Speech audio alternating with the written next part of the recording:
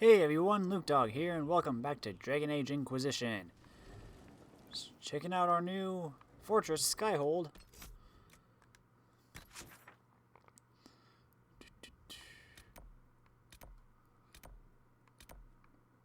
Oh, we got something over here. I also got to speak for Varric, which I realized we never really did.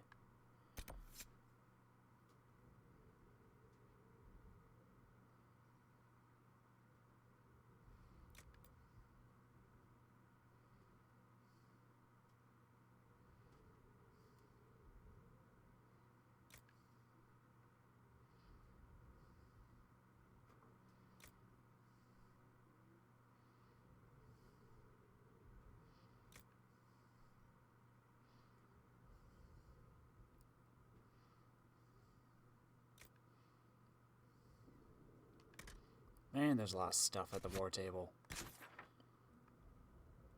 Well, anyway, let's go see what this is first.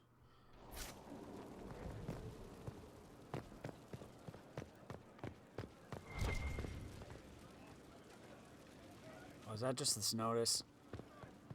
Which I believe I already read. Workers finishing the banner replacements are requesting more important tasks. Several wish to train with swords so they can fight, more directly serving the Inquisition. They traveled to join a war, not dress up a keep. Can't say I disagree. Foreign shirk. Our enemy cut a hole in the sky seen everywhere. We look upon it from below, but it need not humble us. We may fight because we are many. We are many because the Inquisitor inspires. The Inquisitor inspires because of his growing legend.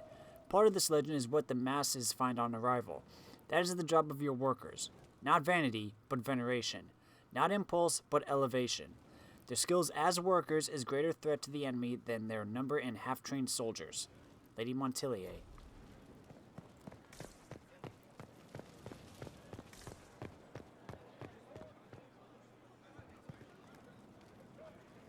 Stone Mat, Inquisitor. Do you have any insight into the stories these tiles are supposed to depict? Tell you what, you finish one, and I'll write it up. Who better, right? A good dwarven perspective. Another time. Best of the vein, Inquisitor. I don't have any that are finished, though, so... oh well. What's this?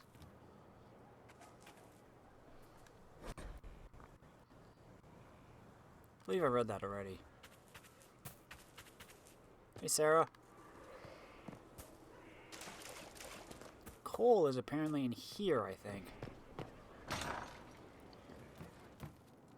Someone left sliced plums on the windowsill again. The juice is attracting flies. There are spiders everywhere. The plums were right in front of me, but I can't quite recall who took them. Coal?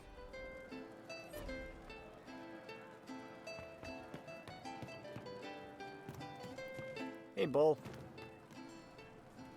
Can I help you? Never mind. See you later, Bull. Nice talking with you, boss.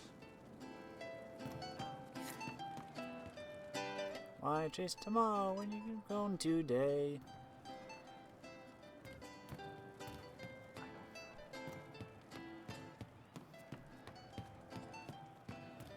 You up here, Cole?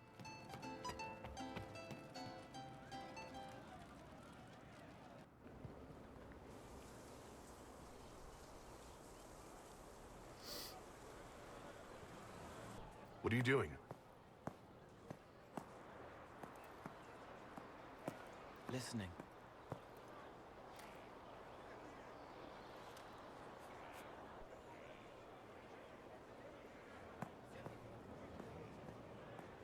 Eyes rough, jangling armor hurts my ears, back aching, fingers too clumsy for knots.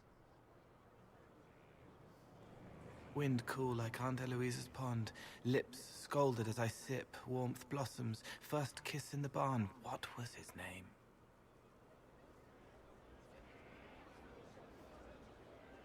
Tin jangle as the blood spills, Pierre's wrapped body on the wagon to the chantry, 5 more minutes, my fault. Can you listen to anyone's mind like you did hers? No, they have to need me. Pain, fear, sadness, guilt, anger, hurt. Things I can fix. Can you do something for her? Yes.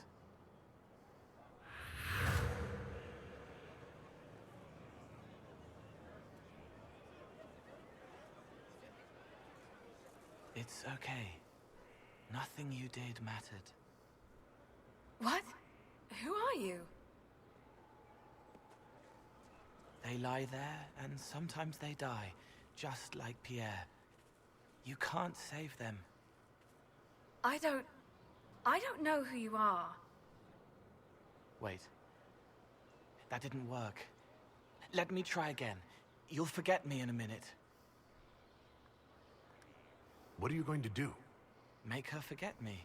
Then do it again, the right way.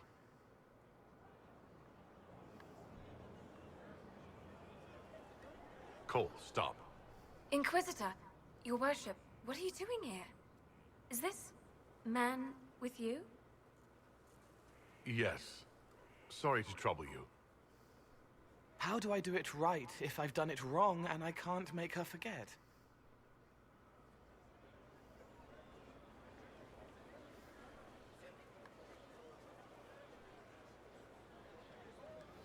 Don't root around inside her head.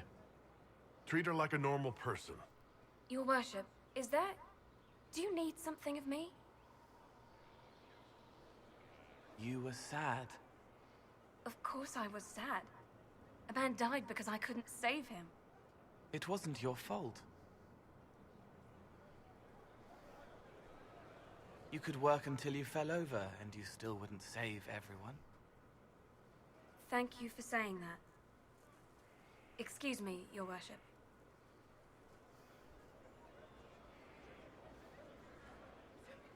She's not better. She needs time to work through it. If I'd done it right, it would have worked faster. Then you have time to work through it too. I don't understand. But thank you for trying to help. That's the thing about being human. We try, and sometimes it doesn't work out right away. Just gotta live with it. Inquisitor? Is there anything I should know? I'd gotten used to mages disliking me on principle. Vivienne's views on Templars are surprisingly traditional. That's all for now. Should you require anything, I'll be here.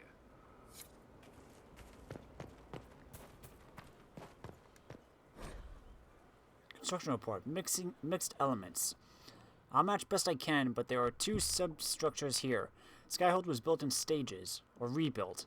Is this where we want to invest? If it's fallen before, how can we be sure it won't fall again?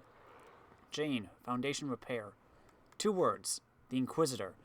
Invest and commit. We are as strong as the will of the weakest of us. Cassandra Pentagast. It was an archdemon, they say. Lord Inquisitor, Bonnie Sims at your service. I trust good secret was not too coarse. Now that you've come to some good fortune, you deserve an upgrade. As master of the tradesman, I stand ready to supply your every need. How are you doing? Good business? Building, always building, thanks to you. Who or what are the tradesmen?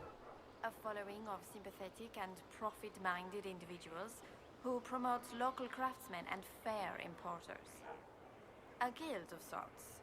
Although that implies counter-affiliations we are not interested in crossing. Our purpose in the Inquisition is legitimate and honorable. You will have what you need at honest prices. What do you bring to the Inquisition? What you need, and more. It takes great coordination to make a remote location seem central. While there is no doubt the boutiques of Val Royeaux display the grandest of the grand, they do not travel. At least, not yet. It's a shame Sigrid didn't survive Haven. It is, but one must continue. That's it? He was a shrewd man, but he was none too pleasant. It was time arrangements were made. I shall make every effort to prove that this is an upgrade. Why are you a mere merchant if you are the master of this group? I wish to avoid the suggestion that I am a posturing commander atop a structure of malcontents. It is better to remain active, hands-on. Do you not agree, Inquisitor? We'll speak another time. Certainly, Lord Inquisitor.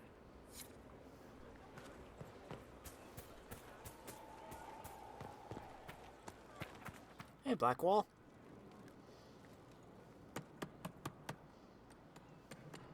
This is just... it's something to keep their hands busy. I'm grateful you tracked me down when you did. As exciting as wandering the woodlands was, this is better. It's good to be part of something so important. Something that could change things. I'm pleased that you feel that way. Makes me sound like a Chantry sister, doesn't it? Some giddy new initiate. But so be it. I suppose you've earned my loyalty and girlish enthusiasm. You are who you choose to follow. Someone told me that once. Took me years to understand what he meant.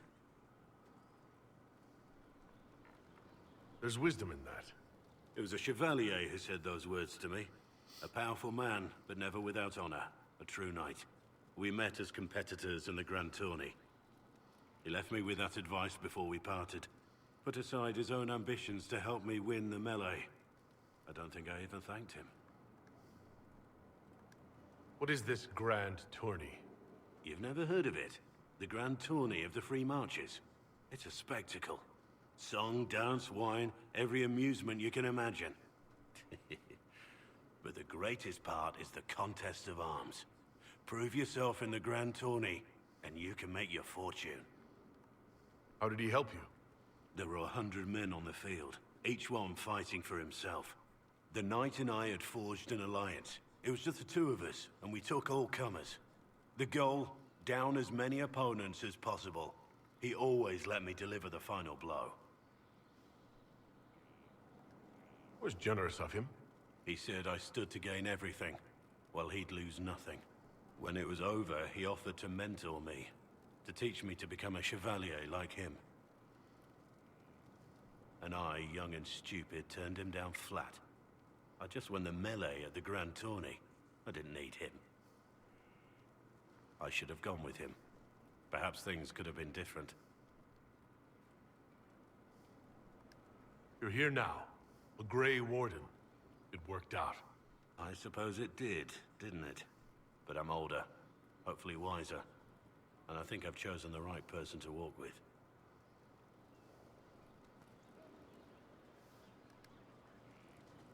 At your service. How much do you know about Corypheus? Not much. I always thought the stories of magisters corrupting the Golden City were just that, stories. I didn't expect them to be true, and I certainly didn't expect to find one of them still alive.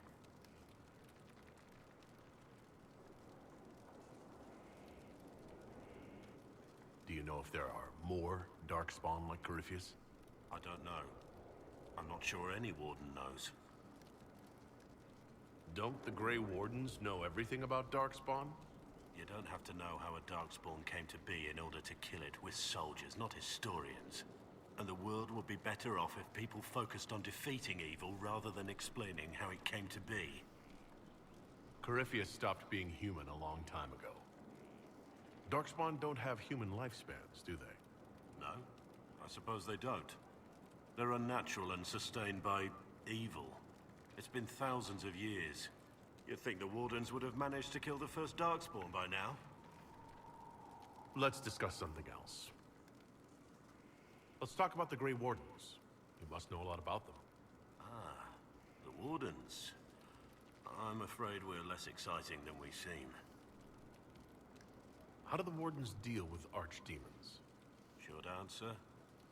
Stick it with swords until it stops moving. I'll trust that you know what you're talking about. We'll manage, if it comes to that. Let's continue this at another time. As you wish. I'll be here if you need me. Anything up here?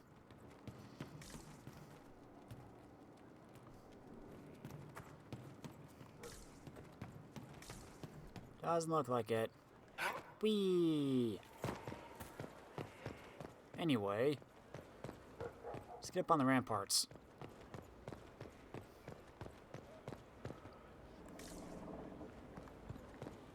There's something up here.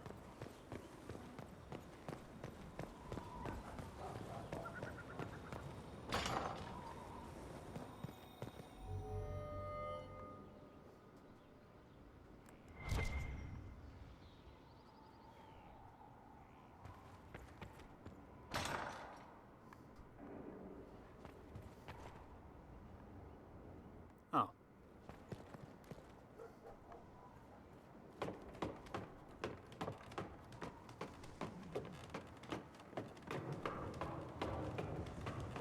Got a hole in the roof.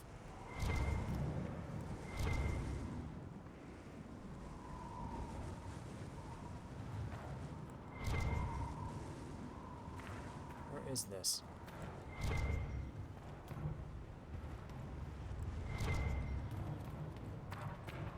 Lighting's not helping.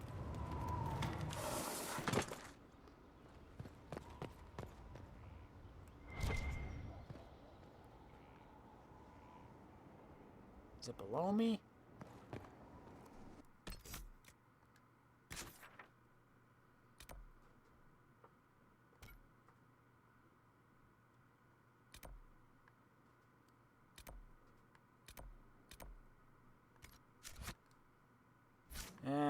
It's gotta be Colin.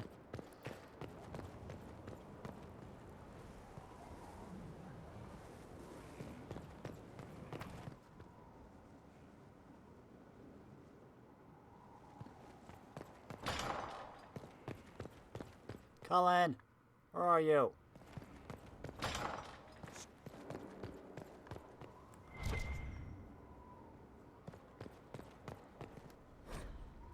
Hard in Hightown, Chapter 5. Devlin was waiting outside the captain's office when Donan Branakovic slunk out, defeated.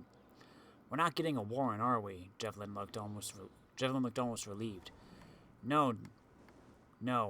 Donan met his partner's eyes. The kid was barely 20 and looked like he'd walked straight to the Kirkwall barracks from somebody's potato farm. Taller and broader than the other guards, Devlin slouched as if he didn't know how to fit into his own limbs, as if he thought he should be smaller, hunched over in his brand-new, too-large armor. He looked like a child playing at being a guard. He was too green for a murder investigation. "Maybe it's for the best," Devlin said, almost speaking Donan's thoughts out loud. "You're on your way out of the guard, and I'm..." He trailed off, then sighed. Questioning nobles in the middle of the night wasn't covered in training. Donan glared at the kid. "I'm a city guard, and so are you, recruit. Nobody gets away with murder while we're on duty." Devlin stood a little straighter. "What do we do then?" "The captain wants proof," Donan smiled.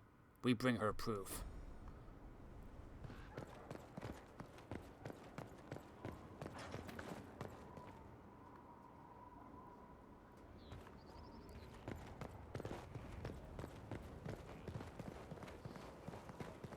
Cullen!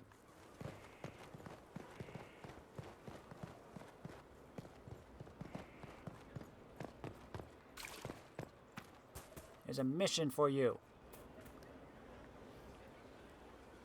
Inquisitor? Is there anything I should know? Sarah brought me a piece of cake. She thought I looked hungry. Why are you telling me this? Because it was either an act of kindness or a trap. I was hoping you knew which. Is there anything I should know? I believe Dagna has settled in well. She's certainly very cheerful. Is that a bad thing? I'm concerned she'll cheerfully blow up Skyhold with one of her experiments. The risk is small at present. That's all for now. Another time, then. That's right, we got the Arcanist.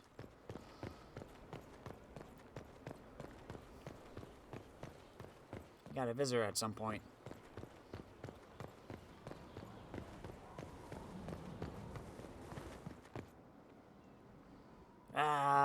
wish I could do this.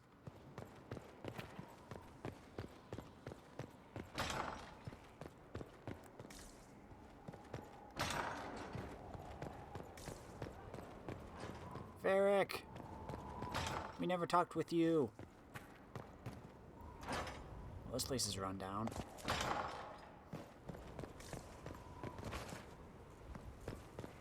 Where does this lead?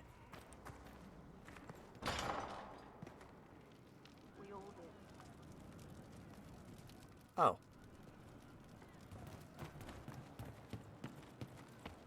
Hey, Cole.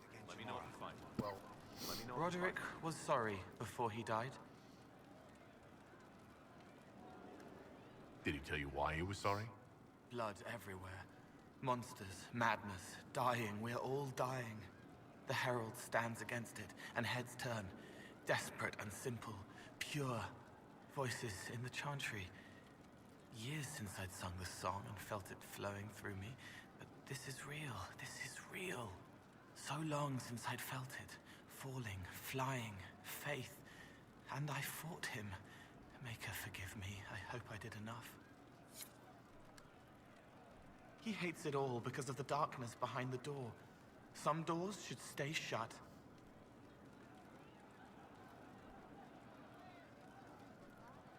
I'd like to talk about what happened to you before we met. Before you, Rhys was my friend. He showed me I was wrong to kill the mages. I thought I was helping them. Then he and Evangeline went to Adamant, and I went with them. I was worried Evangeline would hurt Rhys. We found out dangerous things. It scared Seeker Lambert, and he scared the mages. It started the rebellion. Seeker Lambert told me what I was. Rhys couldn't look at me. I ran until I found more Templars. That's all. What was the Spire like when the Mage Rebellion started? Dead and dying, begging and bloody. Some wanted freedom, some peace, some war. Some wanted it all to stop. Evangeline was a Templar, but she helped Rhys help the others. She set them free. Adrian was a mage, but she killed mages to force the fight. She wanted blood. Rhys just wanted to help, to stop people hurting. Maybe that's why he saw me. What can you tell me about Rhys? He was a mage. He saw me when most couldn't, and he remembered. He helped me, and I watched over him. I worried Evangeline would hurt him. She was a Templar, but she didn't like hurting people. When I left, she stayed. Now she watches over him. They should have been with the rebels. Maybe they ran away together instead. Neither of them like killing. If you like, I could use the resources of the Inquisition to locate your friend. No. If they are alive and safe, they should stay away. The last time he saw me, he didn't want to look at me. He saw a monster. Let him forget. What did you mean when you said you killed mages? Some of the mages at the Spire wanted to die. Too sad, too scared, too much. I didn't know what I was. A ghost, I thought. Fading in the fade.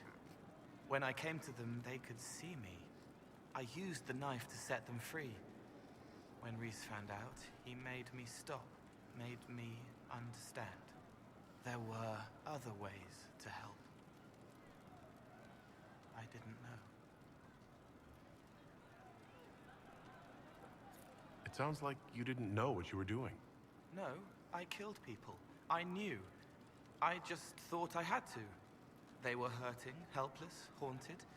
It was all I could do. It was wrong. I was wrong. If I start again, you or Cassandra or Cullen need to kill me. What can you tell me about Adamant Fortress? It is old, full of sadness and pain. It should be torn down. The veil is thin. We found a demon there. It had touched a man and made him real again. It scared Rhys and Evangeline. The man wasn't supposed to be real. Then the demon found us. It put me back in the cupboard on the bad day. Reese and Evangeline saved me. You said Seeker Lambert told you what you were. I'm hiding Reese from him, but he chants words and sees. I won't let you hurt Reese. My nose explodes, a shower of blood. Just another parasite that's wormed its way into our world, feeding off all the things you can't have. What we found at Adamant made him angry. We were the first rock rolling at the top of a mountain. He had to stop us. He killed so many. He didn't care. Cold, corrupt. So I came and killed him. If you hated Seeker Lambert, why go to the Seeker Fortress? Because he was right. I was a demon. I saw demons at Adamant. They put people in the dark, in the old hurts. I didn't want to be that. I heard the old songs of the Templars at Val Royeaux and followed them. If I forgot, fought, fell to felling, Templars would kill the demon. I wouldn't hurt anyone again. I'll talk to you later. How do you know?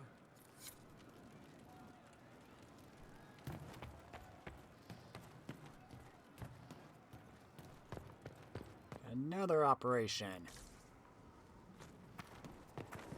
Okay, Varric, you must be up here then. There you are. I think I see you. Okay, what do you want, buddy?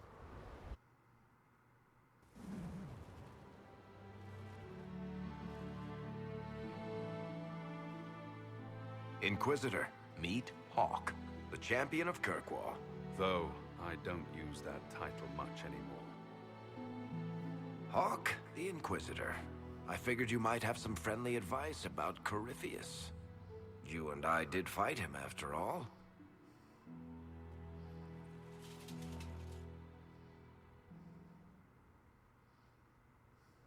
This view reminds me of my home in Kirkwall. I had a balcony that overlooked the whole city. I loved it at first. But after a while, all I could see were the people out there depending on me. Did I just give them the same hairstyle? Sorry, they didn't have an exact match for Hawke's hair, so I tried to go with the next best thing. They look like twins now that I look at them. Jeez.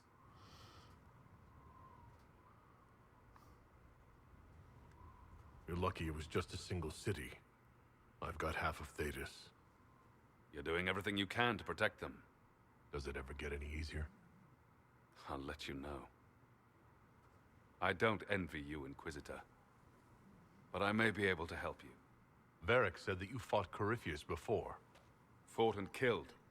The Grey Wardens were holding him, and he somehow used his connection to the Darkspawn to influence them. Corypheus got into their heads, messed with their minds, turned them against each other. If the Wardens have disappeared, they could have fallen under his control again. If that's what happened to the Wardens, do you think we can free them? It's possible. But we need to know more first. I've got a friend in the Wardens. He was investigating something unrelated for me. His name is Stroud. The last time we spoke, he was worried about corruption in the Warden ranks.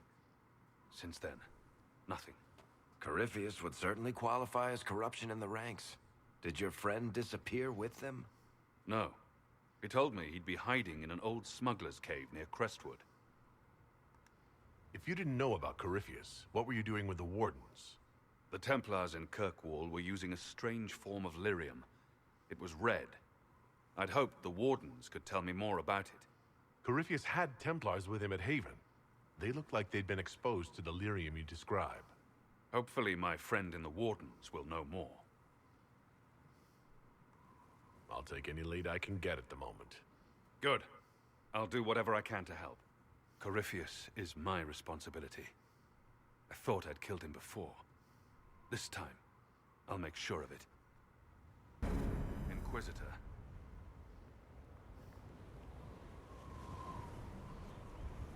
You said you thought you killed Corypheus? The Grey Wardens had him imprisoned. They used my father's blood in a ritual to seal Corypheus inside.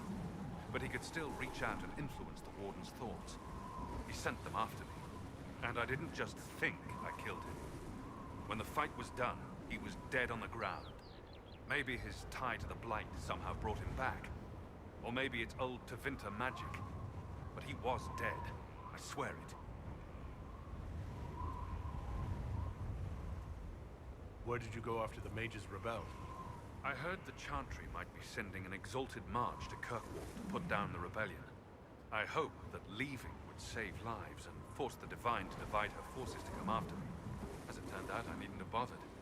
All the circles started rising up, and the exalted march never came. I heard you had family and friends in Kirkwall. Where are they now? My brother's a Grey Warden. I had my friend Aveline take him as far from Orlais as possible.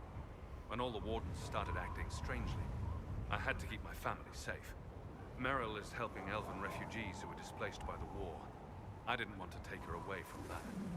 Meryl's spent enough time fighting for her life with me. I'd like to know more about Anders. What was he like? I don't know if there ever was just Anders. He was crazy. By the end, there was nothing left in him except this insane need to start a war no one could win. I assume Varric's been feeding you information about the Inquisition? What did he say about me? Only good things, I promise. I was a little surprised, actually. Varric isn't one for religion in general, but he thinks highly of the Inquisition. I think the exact phrase was, "has a good shot at fixing Blondie's mess." We'll talk later. I'll meet you at Crestwood.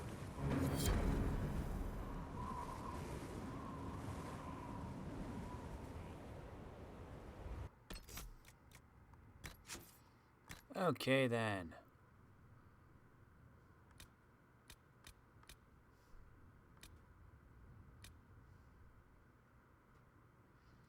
I've heard the name Hawke on several lips this week. Many of us blame the champion for the events in Kirkwall, which sparked a war and hurled all Thedas into chaos. But can we truly fault Hawke for what he did? Here was a poor refugee from Ferelden who came to the free marches fleeing the Blight. Coming from a family of apostates, Hawke must have spent his life hiding from Templars, hearing about the abuses to which mages under the care of the Circle were subjected. Make no mistake, there were abuses. We will never find a peaceful solution to this conflict until we admit that we were partially responsible. Imagine how it must have been for Hawke when he rose to prominence for his role in ending the Qunari threat of 934. From refugee to champion of Kirkwall. Hawke's position gave him power and influence. Nothing could touch him. But although the champion of Kirkwall walked free, there were mages in the gallows who did not. The thought must have rankled. Are the champion's actions during the mage uprising so hard to understand, given all I have said? Following the destruction of the Chantry, Knight Commander Meredith invoked the right of annulment and called for the execution of every mage in Kirkwall. It was not right. Another injustice added to an already lengthy list. Hawke knew it, and stood against her. He put himself between the Templars and the mages they sought to destroy, and became a legend. Even though he later disappeared, fleeing Kirkwall and the Chantry's justice, what happened in Kirkwall that day changed Thedas forever. By defying Meredith and our order, Hawke became a beacon for the Mage Rebellion. That gave the mages hope, rallied them. They fought back, and here we now stand, on the eve of the Divine Conclave, seeking peace before the rebellion destroys us all. Knight Commander Marteau of Montserrat, speaking to Templars attending the Divine Conclave.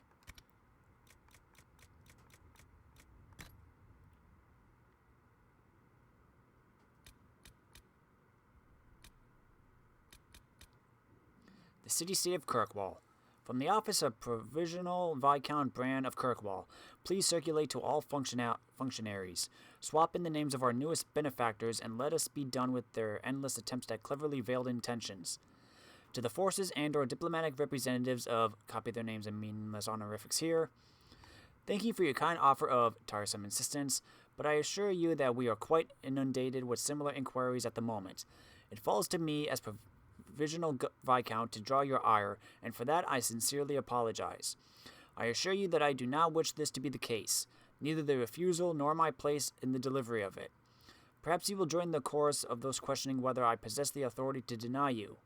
Rest assured, when arrows are still in the air, it is common for those who desire stability but who lack the will to fight for it to impose the opportunity onto others deemed expendable.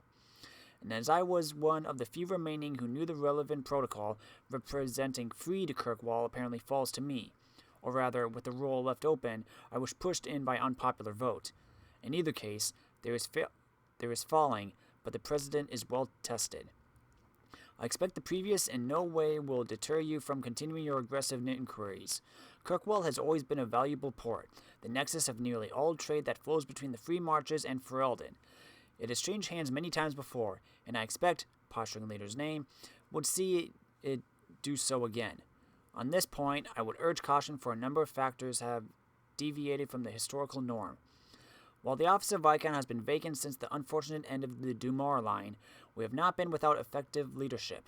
The role of the champion in stabilizing Kirkwall cannot be minimized, despite the actions that have been more widely circulated.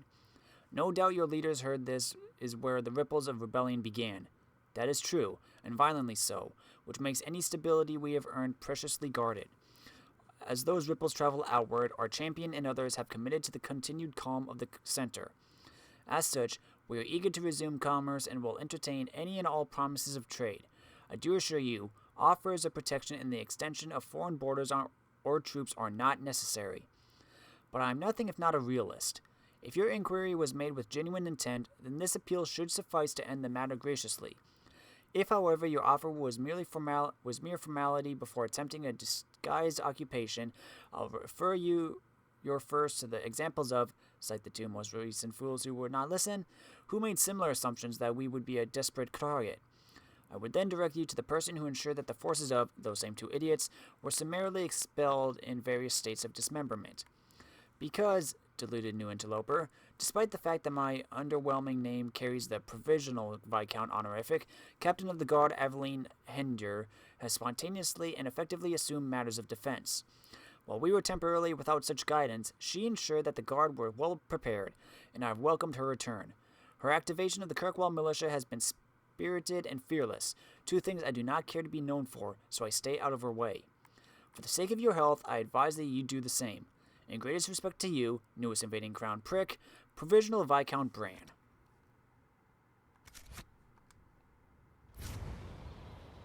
Wow. So at least Kirkwall seems to be holding its own for the moment.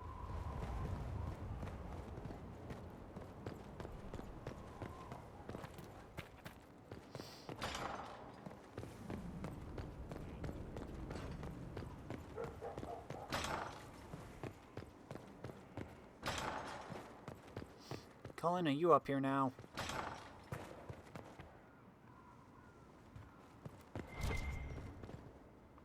Come on.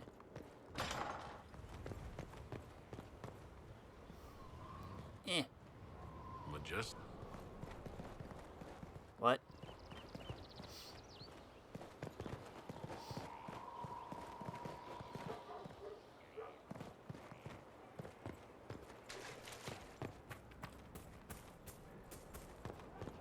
Cullen, you have a quest in your room.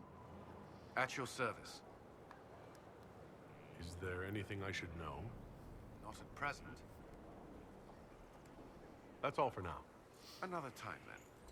Get up there. I want to do that quest.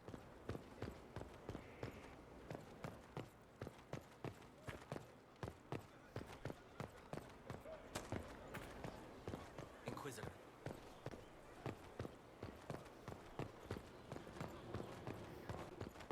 Hey, Varric. Need something? I've read your Tale of the Champion, and I have a few questions. That's a pretty common reaction. Go ahead. Carry on. Need something? Can I ask you something, Varric? You want to talk about me? I'm flattered. Also inclined toward extravagant lies. Thanks, Varric. No problem. Need something? What can you tell me about this Corypheus? I'm not exactly an expert, but ask away and I'll answer what I can. How did you first encounter him? A few years back, I was dealing with some trouble from a Carter clan that went rogue. They were sending assassins after the Hawke family. We tracked them to a rune in the Vivarchs. It turned out to be a trap. Once you went far enough into the rune, there was a magic barrier that kept you from going back. The whole thing was a prison the Grey Wardens were using to hold what they thought was a powerful Darkspawn.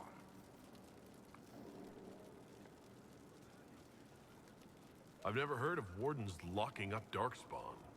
Why wouldn't they just kill him and be done with it? I don't think they could. From what we saw in there, Corypheus can control Wardens somehow. They couldn't attack him. The Wardens locked him up because there was nothing else they could do. He looks like some sort of blighted creature, but he speaks. What is he exactly? The Wardens who imprisoned him thought he was just a Darkspawn. But you heard him ranting. He claims he's a Magister. One who assaulted the Golden City, what, more than 1,000 years ago? It seems crazy, but if he's telling the truth, he's one of the people who caused the Blights. You and Hawke both said before he was supposed to be dead. He was dead. We killed him. The only way for us to escape the prison Corypheus was trapped in was to go through him. We weren't going to just leave the door to his prison open behind us and hope he was dead. We made sure. All right, I think that's enough about Corypheus. No problem.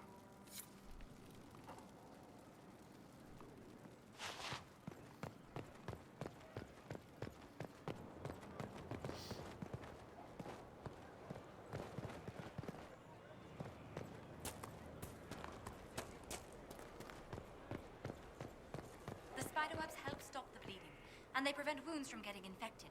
Gather as many as you can. The strangest thing, though, I can't recall where I heard that. I think I remember a young man. Ah, cool.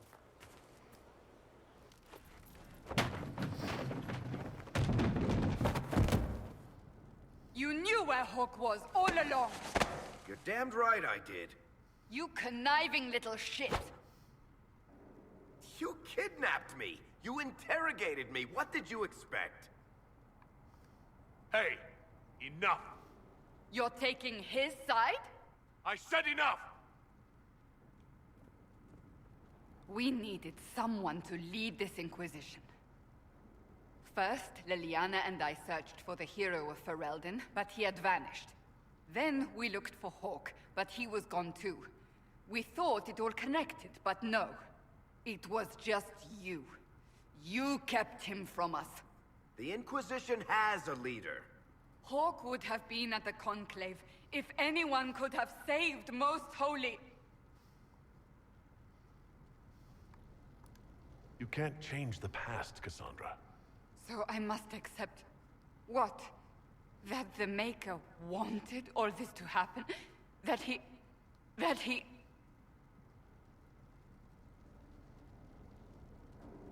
Varric is a liar, Inquisitor. A snake. Even after the Conclave, when we needed Hawke most, Varric kept him secret. He's with us now. We're on the same side. We all know whose side you're on, Varric. It will never be the Inquisition's. Attacking him now won't help us, Cassandra. Ha! Exactly. And you better not be keeping anything else from us. I understand.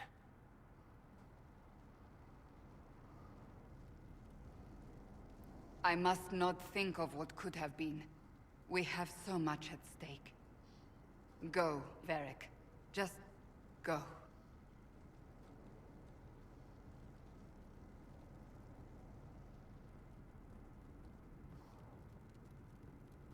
You know what I think? If Hawke had been at the temple, he'd be dead too. You people have done enough to him. I believed him. He spun his story for me and I swallowed it. If I just explained what was at stake, if I just made him understand. But I didn't, did I? I didn't explain why we needed Hawke. I'm such a fool.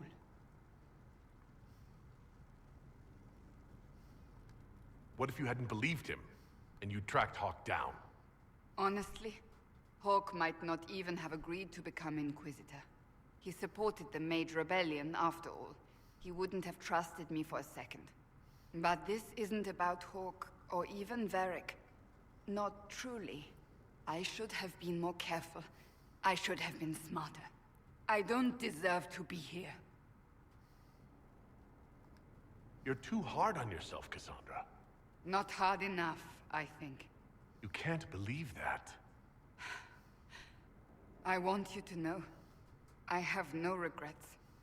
Maybe if we'd found Hawke or the hero of Ferelden, the Maker wouldn't have needed to send you. But he did. You're not what I'd pictured. But if I've learned anything, it's that I know less than nothing.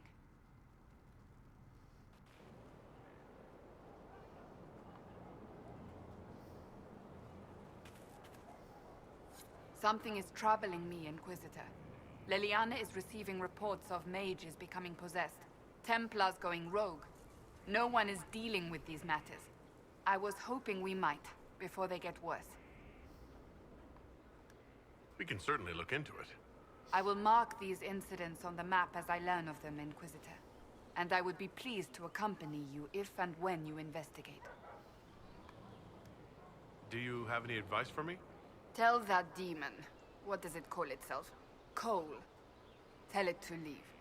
He may not mean harm, but that does not mean he will not harm us. Spirits are not creatures to take at face value. Be cautious with him, Inquisitor. That's enough for now. Another time, then. Oh, wow.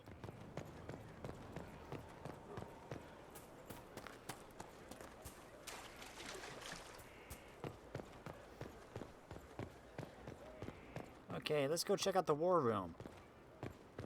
Guessing we might have something done. Speaking of what, Eric, anything new?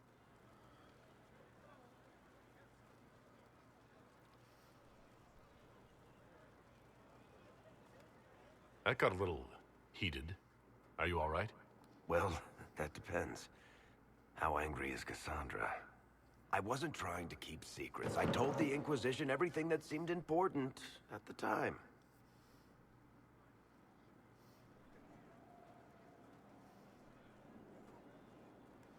I bet Cassandra regrets how things went back there. You should talk to her. I appreciate that you're trying to keep the peace, but things between me and the Seeker are as good as they'll get. I keep hoping none of this is real. Maybe it's all some bullshit from the Fade and it'll just disappear. I know I need to do better. I'm sorry.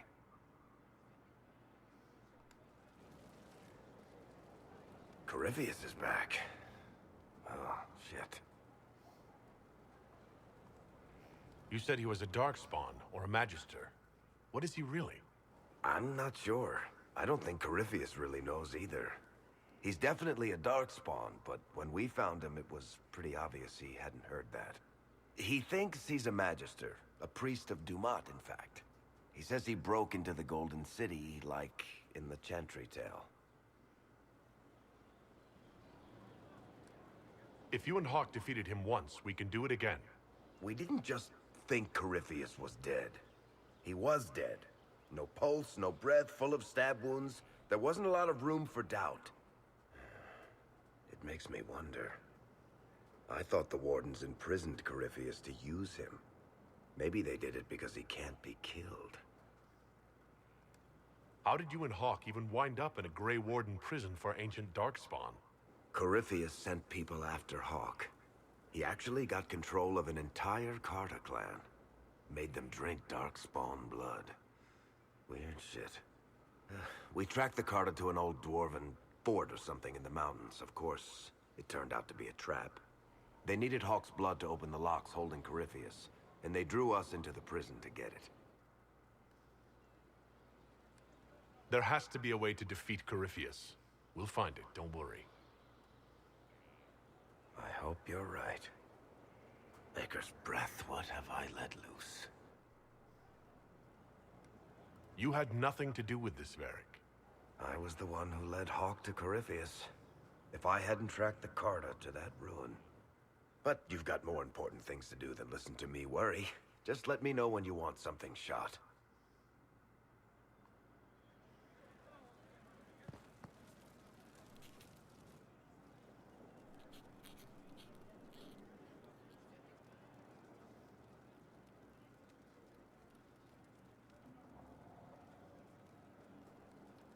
Battling the demons of paperwork? That's a fight nobody walks away from clean. You have no idea the number of times I've almost been killed by bills of lading. I've been meaning to come talk to you anyhow. I never officially joined the Inquisition. I don't know how to do this disciplehood thing. I'm a businessman. Never really followed a chosen one before.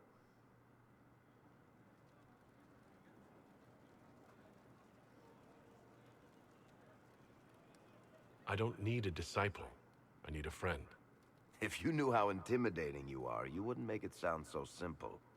You just don't know what you are to the people out there. The Herald of Andraste is a symbol bigger than any of us.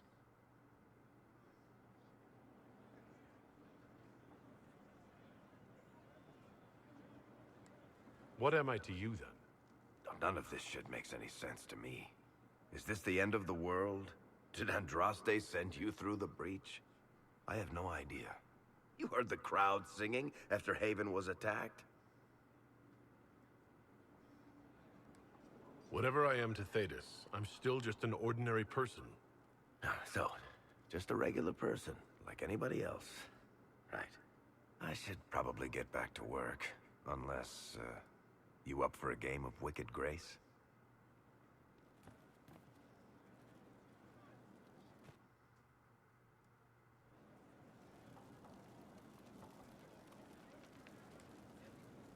What can I do for you, Inquisitor? What are your thoughts on the Inquisition? If there's anybody out there who hasn't joined the Inquisition, they're hiding under a rock. Did you want to take over Ferelden? I think we might be able to conquer it just by looking east. How do you think Josephine is handling the job of ambassador? If this Inquisition thing doesn't work out, I may hire her to deal with the Merchants Guild. She'd own them before breakfast. What do you think of our general? Find him a war or something. If he spends any more time in the yard drilling, Josephine will have him killed. What do you think of Liliana's work? Do you want to know what the Arashok had for breakfast this morning? I think she can tell you. Good to know. Back to work, then.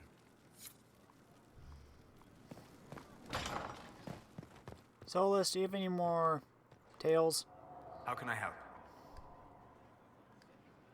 I'd like to hear more about what you saw in your exploration of the Fade. I would be happy to share it with you. Tell me about the old ruins you explored. I found in the Kokari wilds a humble cottage far removed from any of the simple, chastened tribesmen. The trees and weeds had not reclaimed the home, nor did the chastened dare to come and steal the trinkets still remaining. It was empty, long abandoned, but the world feared that you might return. Tell me about a spirit you encountered. I found an ancient spirit who had once been undisputed king of almost every land I had discovered. Like pride or rage, it was the Fade's reflection of a feeling. When I asked which one it was, the spirit faltered. "They've forgotten," said the spirit. "There remains no word for what I was." Tell me about the old memories you found in the Fade. I saw a young Qunari working in a simple kitchen, baking bread as she was ordered every morning. In every loaf, she broke the rules. She'd take a pinch of sugar and fold it into the center, like a secret. And this act of small rebellion brought a shining smile across her face. We'll talk later. Goodbye.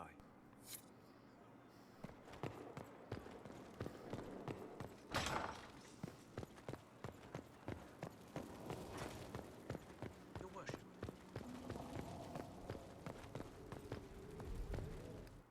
Oh, wait, that's quarters. Dang it.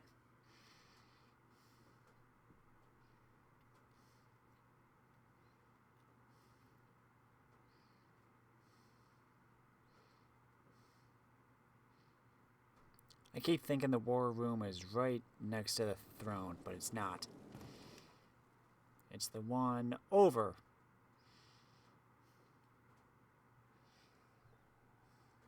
Oh wait, I should go visit the Undercroft quickly.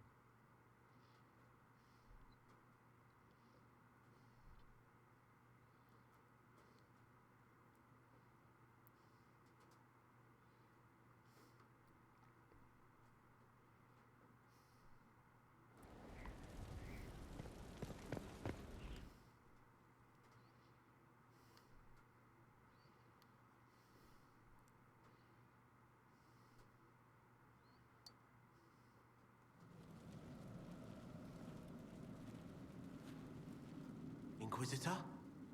The Arcanist has arrived? You should see for yourself.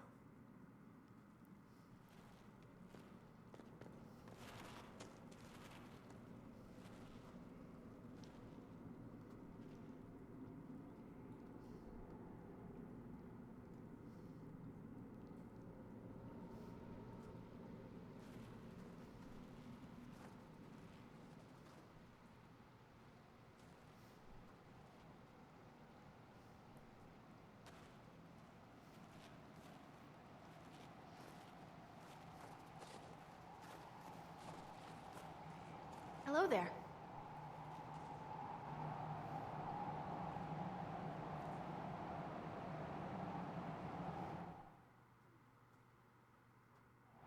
Well, don't just stand there slack-jawed. Let's figure out what you need. Hello.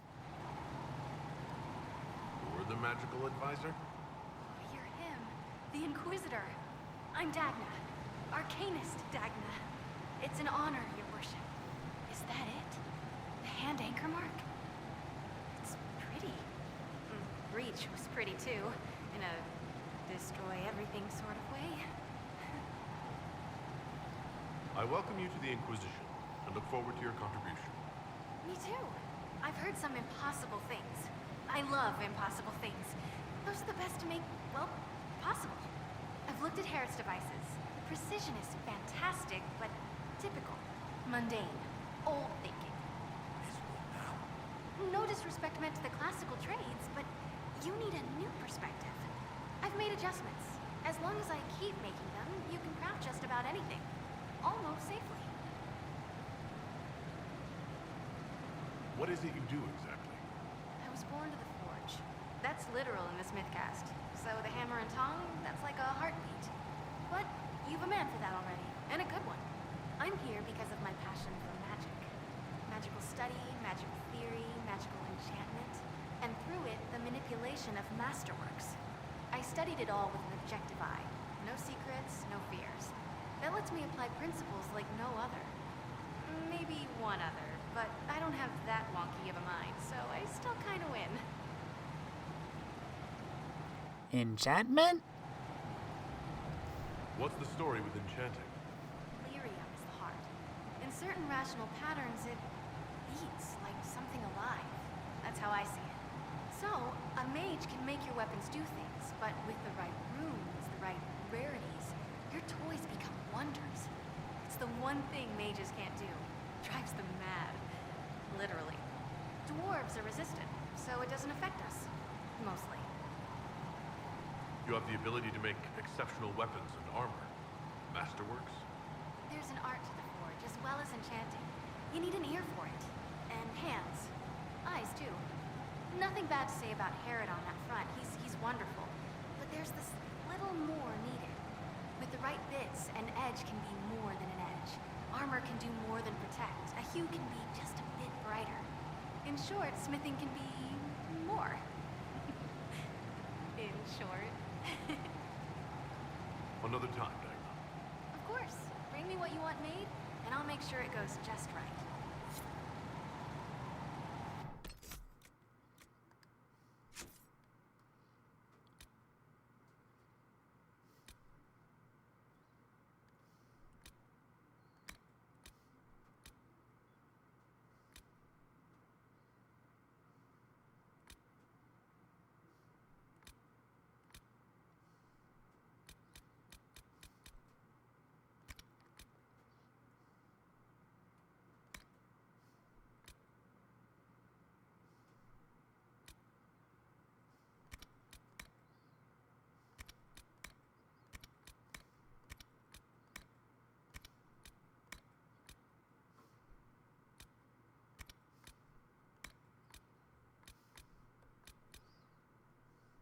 I need one more Blood Lotus.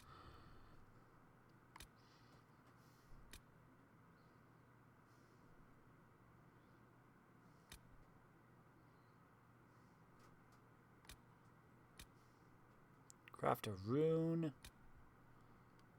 Have Harry create a masterwork and have an item enchanted.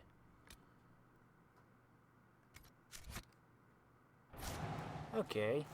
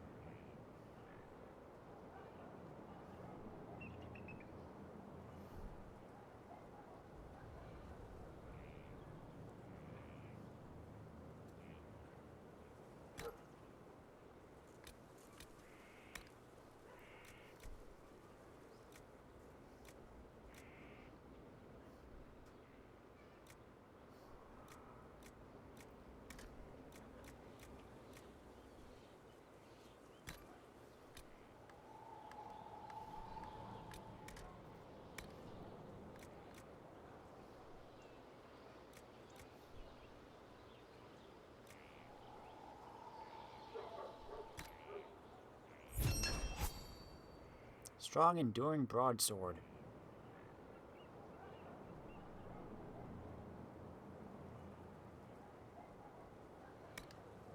Let's name this...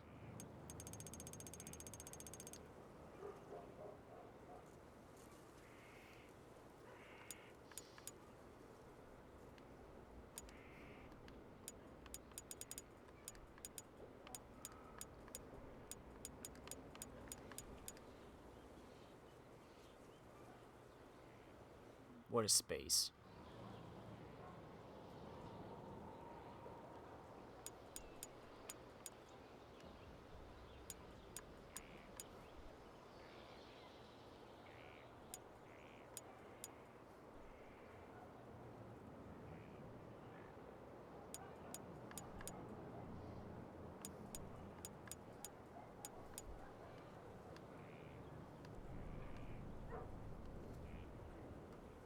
Okay, never mind.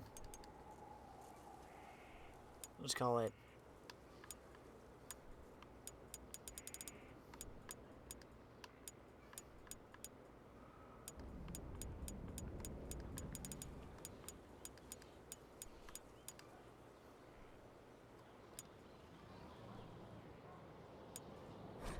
I was gonna go with Master Pointy or something, but...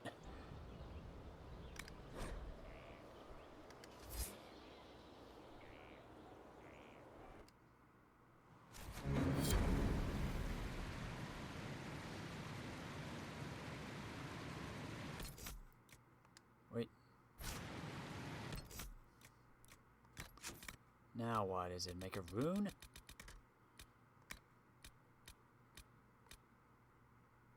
Have an item enchanted.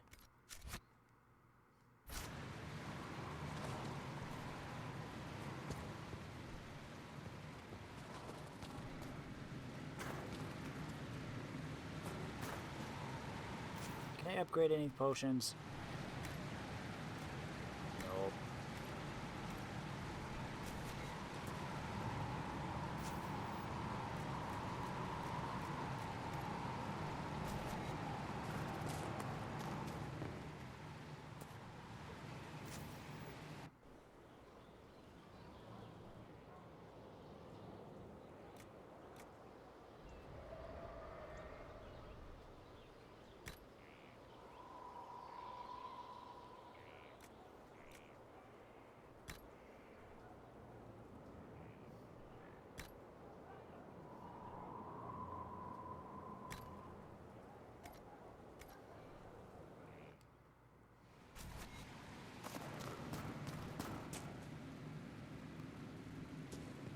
How do I make an enchantment?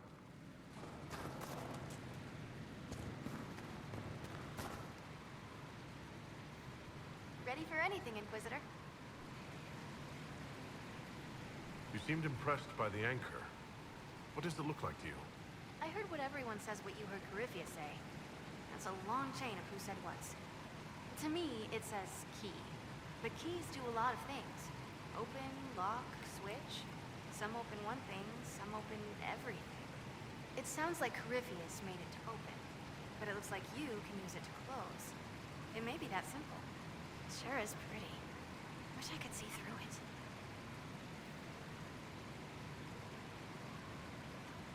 Where does a dwarf go to study magical theory? Get out. I asked myself that question for years. Turns out, not in Orzammar. I had to start at a circle. I had help, though.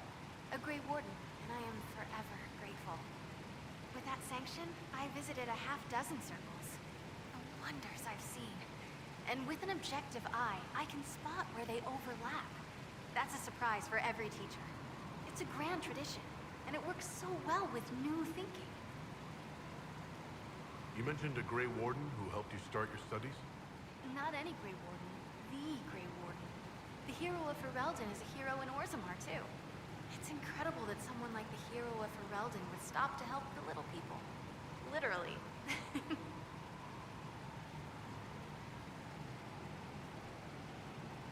Your years of study have paid off.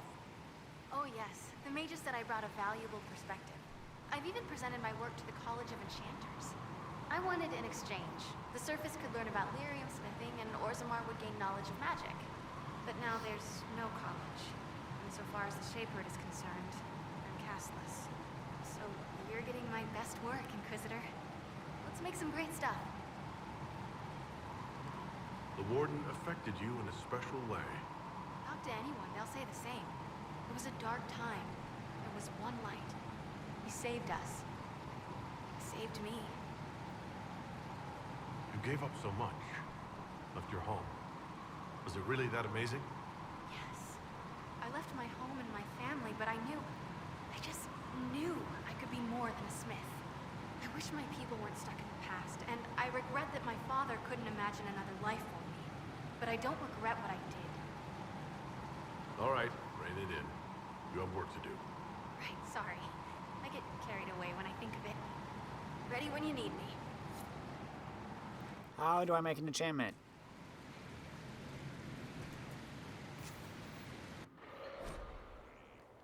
Oh.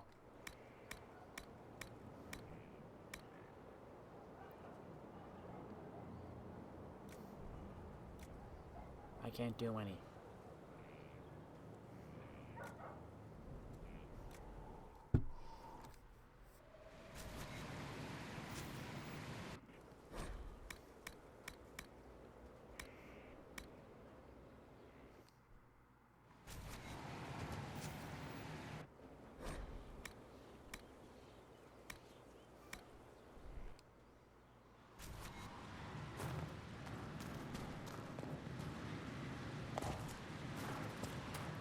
Okay, I guess I can't do that right now. Phooey.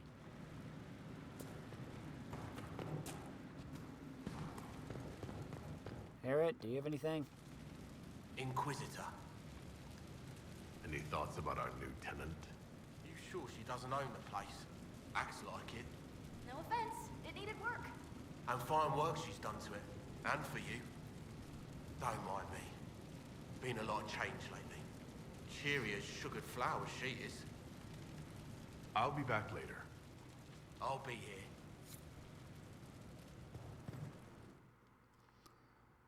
Okay.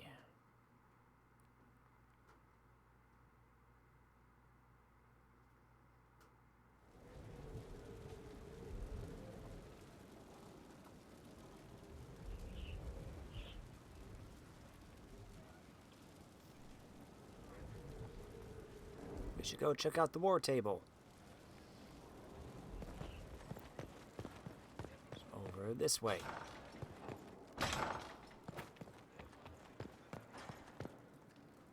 Good day to you. What do the people make of us? We've gathered many favors among the nobility. They will be gently reminded of this. Any visiting dignitaries I should watch out for? None in particular. Our guests are well pleased with what they've seen. Okay.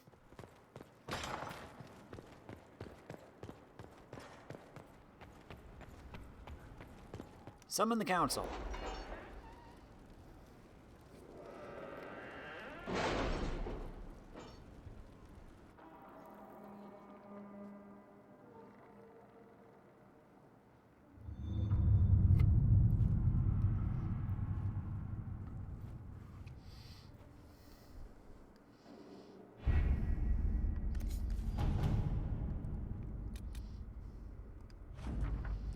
Our emissaries have returned. Orzammar has pledged to our cause some of the most formidable warriors from the Legion of the Dead. According to the king, they are veteran Darkspawn hunters, absolutely fearless. The king also graciously offered to share Orzammar's wealth. He recognizes the threat Corypheus poses.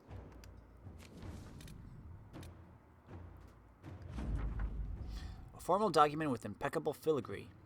The Inquisition is a sight to behold, a command of legions, hearts, and minds. It is worthy, your Inquisitor. It is worthy, your Inquisitor is worthy, and my masters are pleased. I will bring my wares, and together we will extend your reach even further. Now you trade not just in treasure, but in will. The esteemed Ferris the Representative. It's so much on this board.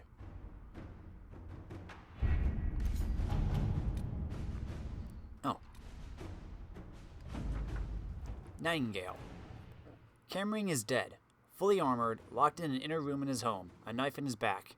He knew someone was coming for him. Ironically, the scene was exactly the same as in the first Hard in Hightown novel. Someone sent a professional after this magistrate. They had to leave a trail. Cooper. I've arranged an accord between the Marquis and the Dowager. Wonder of wonders. Perhaps they can be useful to us after all. A copy of Hard in Hightown sits on the table. Trevelyan was waiting outside the captain's office when Don and Brennan slunk out, defeated. We're not I think I've read this already. The captain wants proof. We bring her proof. Liliana has written a note in the margin. The dead magistrate. Attempt to implicate Varric? Why? And in what? If an assassin killed the magistrate, a word to the crows might tell us who it was. They watch rivals carefully. Inquisitor. What's way up here?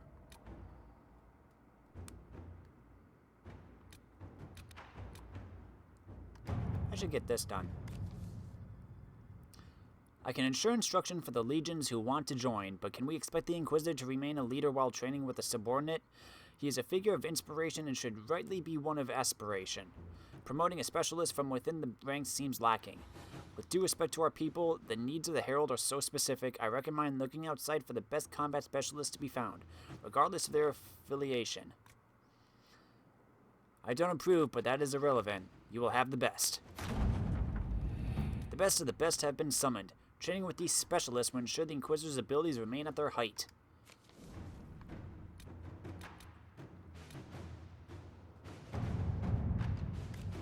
Wait. There's like a new recruit one or something.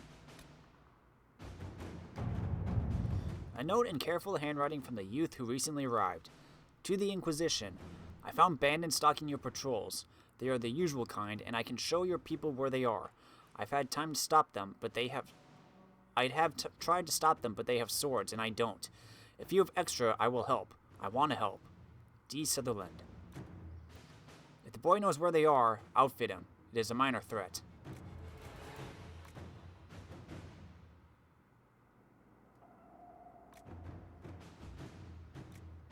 If we have the location, just eliminate them. Put the boy to work elsewhere. All right. Hopefully this isn't a mistake and he doesn't die. Well, that settled it. We face a Darkspawn Magister who commands something that looks suspiciously like an archdemon. I defy anyone to tell me that this is no blight. We have Blackwell's treaties, and we have cause. Thetis will require little persuasion. Information and conscripts are well enough, Inquisitor, but gold secures these things, and more. Inquisitor?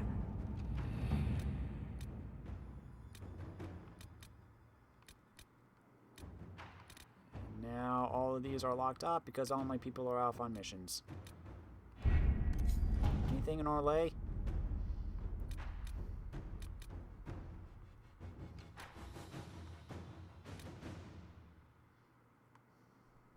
We could unlock new areas if we wanted.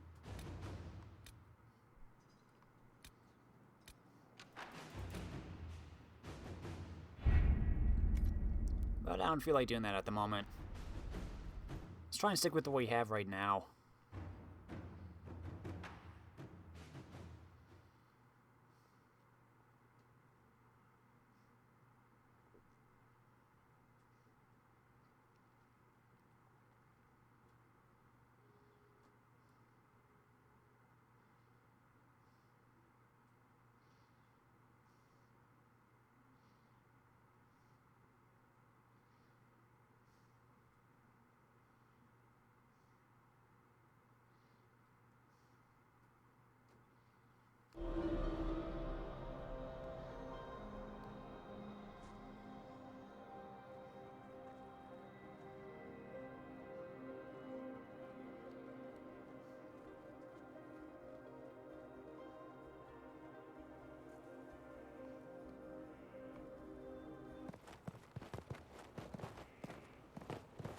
You guys are all still out here? Inquisitor.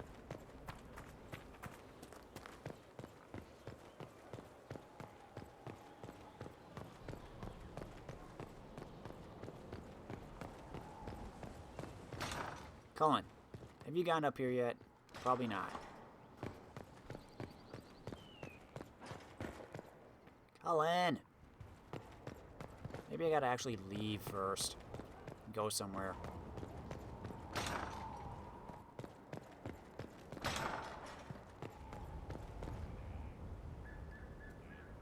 Let's look at you. Right, you'll survive it. Maybe. And you are? I'm a breaker. My name is Thram, and I was not expecting a messenger from this place. The Inquisitor wants to be a Reaver. Your title is Breaker? What is that? It's a name. It serves. You will become a Reaver, or you will break. This is not a road for those who worry about what others think. You want power? Admit it. You've battles to win. If you give a toss about opinion, you can write your own history after you win. Let's not waste time. You've dragons to conquer, infusions to make, and blood to drink. Dragons are involved? Dragons are the heart of it. The beating heart. We take of the dragon and become more than a mortal with a sword. We become a conduit to power. But we're not mages. Demons reach through but find no purchase. They're a slave to the blade. Your blade. What do you mean by blood? I meant what I said. And it was meant to stop you cold. This way begins and ends with dragon blood. Blood is life. Life is power. It's that simple. Reavers know it. Blood mages know it. All others can debate it in the next world. What will this allow me to do? Win. Not just victory, but bloody victory. The withering of your enemies will empower. The more they think they prevail, the more you bleed, the more you triumph. You wish to inspire? Inspire terror. It seems like there's a lot of risk to this. There's no risk, there's a promise. If you do this, you will change. There is no retirement from this life. But unlike the Grey Warden or the Templar, you don't wither. You'll die when you fail. Until then, glory. Right. Tell me how it begins. Very well. There is instruction. There are steps. At the end, there is choice. I look forward to what you become, Inquisitor. Way of the Reaver. Herald, I hear you wish training so you don't embarrass those sworn to you. I'm summoned to offer instruction in the physical aspect of the Templar. I'm Sir. Sir what? Sir. Our time is brief, Herald. I trust you are serious. Sir, I welcome and look forward to your instruction. I've no doubt. Many want to be part of the Order and what it stands for. I don't teach that. The Order, faith, is not where Templar abilities come from. Faith is how Templars endure their abilities. I teach how to deny magics, not fight, not match. Deny. And that lies in Lyrium. You will construct a filter, you will suffer its effects, and you will be worthy of inspiration. How you endure will be your own affair.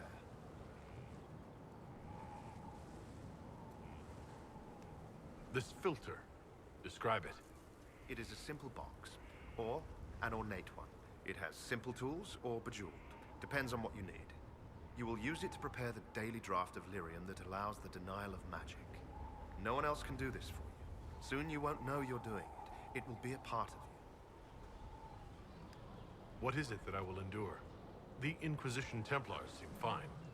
Inside you, there is something you don't know you possess. Becoming a Templar will make you keenly aware. You will feel empowered. It is joyous. But once you are accustomed, that something will get hungry. You have never felt this. The Order fights it with brotherhood. I don't know what a Herald has. All right. Tell me what the benefits are. Magic was meant to serve man. This is ensured through the muscle and will of Templars. We deny the mage his magic. We deny the demon its magic. We are the beacon of right on the battlefield. The benefits, Herald, the benefit is control. I was meant for this. The blessing of Andraste ensures I will endure. Believe that. believe it with all your might. It's a direct blessing. Do you feel it in your bones every second? That's what's coming. Very well, sir. I'm ready to learn. They all say that. Here. Know that this is merely an introduction. The steps are simple. Kill, learn, construct. If you do not pray, Inquisitor, I recommend starting, if only to drown the filter's call.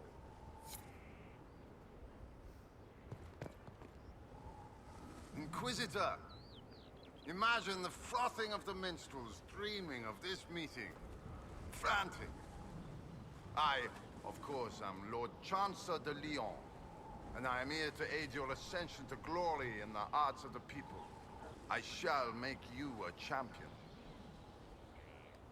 I'm excited to learn how to serve in this way. Oh, no. No, lad. Be eager, yes, but to serve. Only from the front. Champion is about being a leader while also being known, respected. There are formalities, of course. Procedures, pish and tosh. All superseded as you already lead a nation.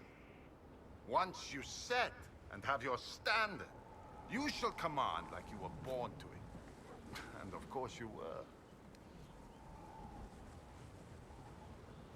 You mean a literal standard? Colors. Something for you to raise, or the field, the tavern, the backhouse, wherever you wish. You could cut a square and claim a mere flag. But the Inquisition is no scow alerting bridges. It's a beacon. It's a final step. Symbolic. No drowning in gold to gain its strength or other tosh.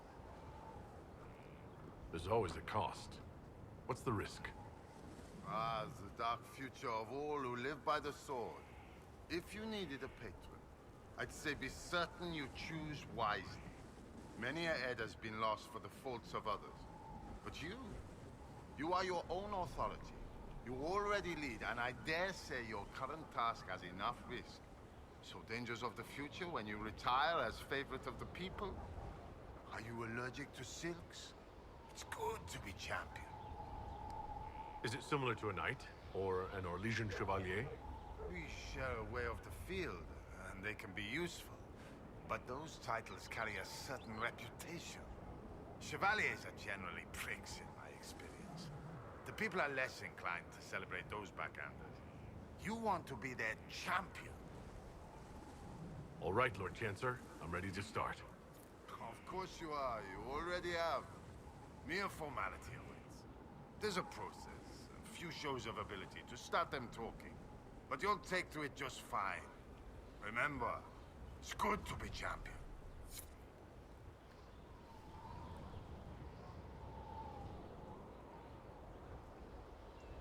Okay. So, I gotta collect stuff in order to... Can I get to... Do I see, like, what kind of abilities I can get? In addition to sealing and controlling rifts, your mark makes you a leader in the eyes of the people. Improve your ability to command the party and help allies together work together as a team.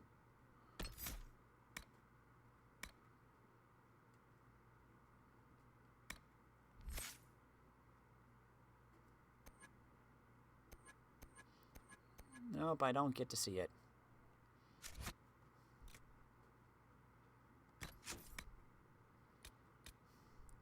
Construct a filter, study the methods of the Templars, and Sir will reveal the secrets of the legendary specialization. Reclaim the filters of fallen Templars from demons at Witchwood, West Road, and Lady Shayna's Valley in the Hinterlands. Readings can be found among the belongings of followers who share this discipline, or, if unavailable, among the wares of the book merchant in Val Royeaux. While a warrior can only truly specialize in one style, studying others can still be of considerable benefit.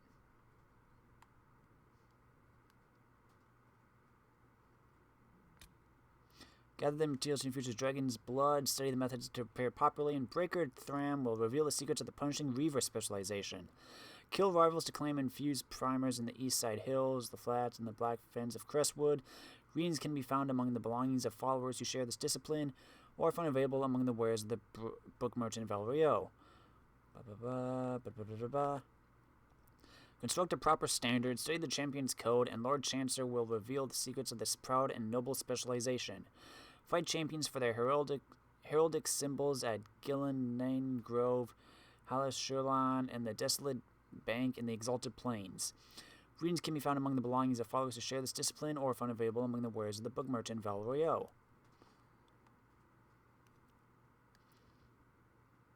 Okay.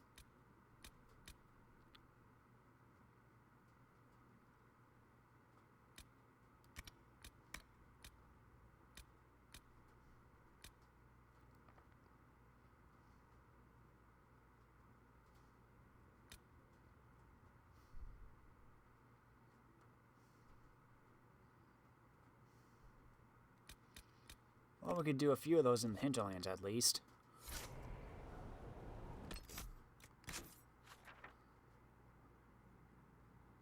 What's this? Oh. Cullen. I want to do this side quest, but you won't let me. It's still down there.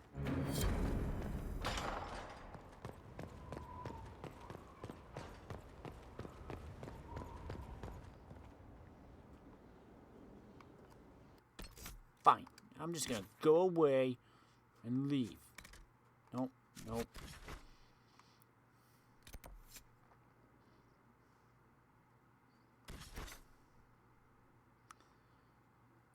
Boop-a-doop-a-doo.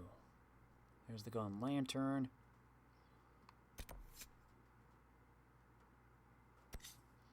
That's right, I got royal elf fruit.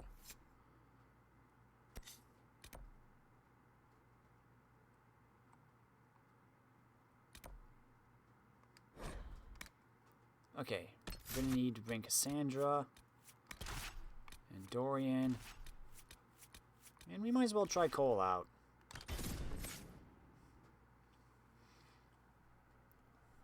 Okay, we'll take down this target for Cassandra, then we'll go to Golden Lantern for Dorian.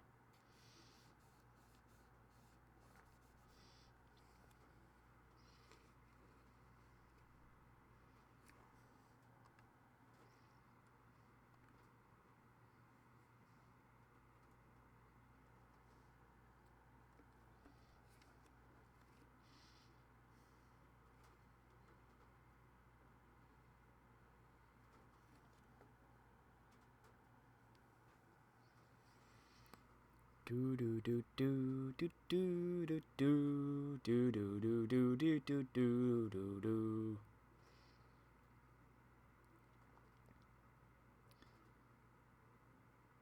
Loading the screen of blackness.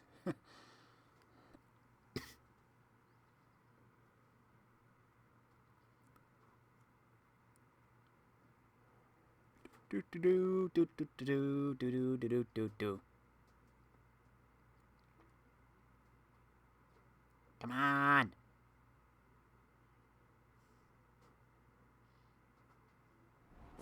Plop. What the heck am I wearing?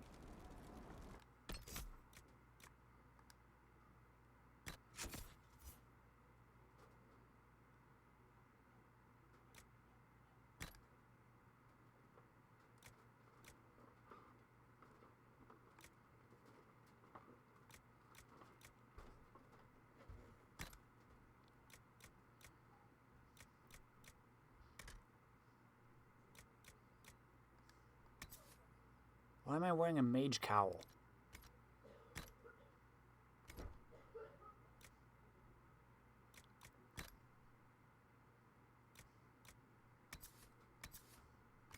Hey, Stabby. You're gonna be my friend now. Cool. We can actually give you some stuff.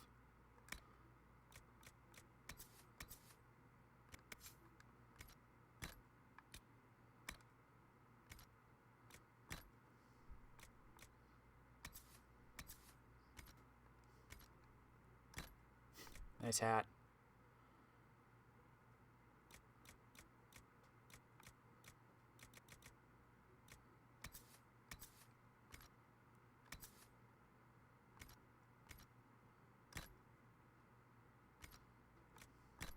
Accessories, what can we give you?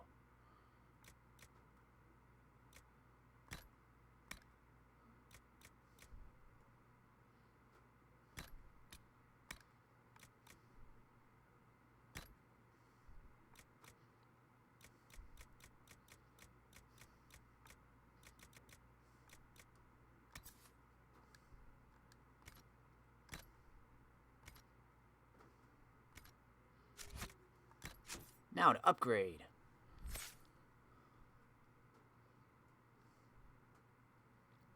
Cole, you have 12.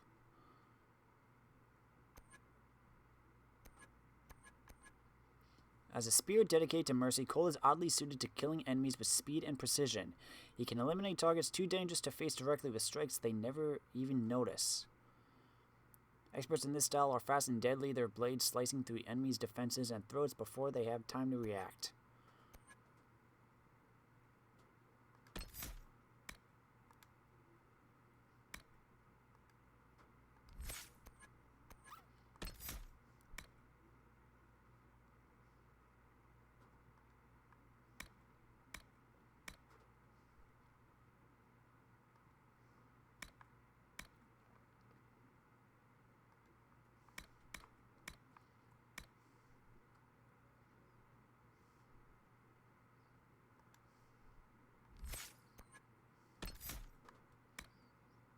Wounded enemy is a perfect target. Your attacks are even deadlier against targets that are close to death already.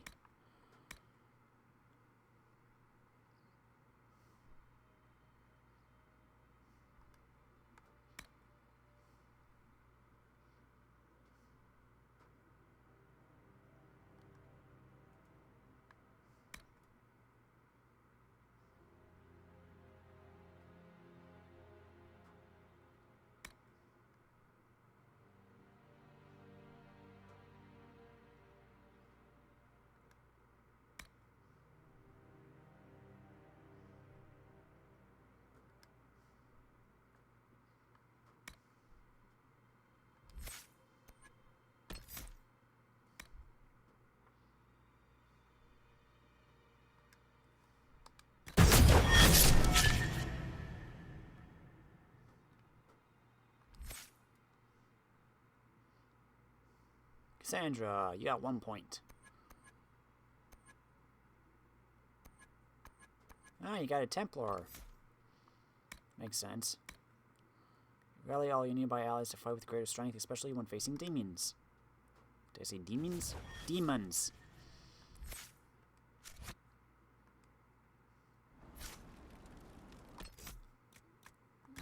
Check everyone's stuff. Cassandra, we haven't taken you off for a while. Or at least none that I remember. How's your armor? It'll do. Okay then. Let's get him.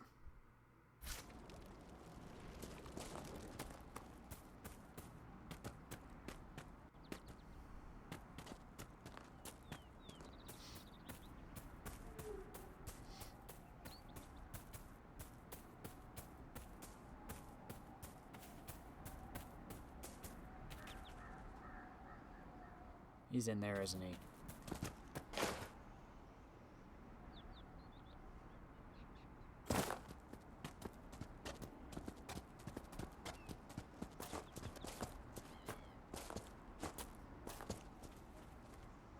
Checking to see if you were following me, that's all.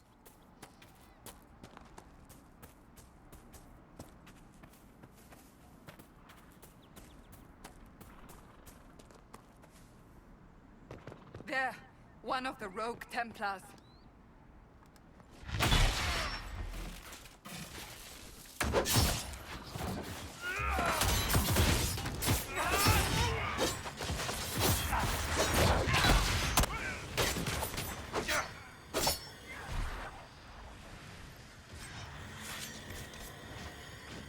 It's over. Thank you for bringing us here. No problem.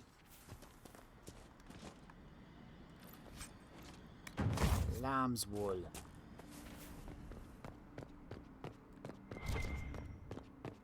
Loading box.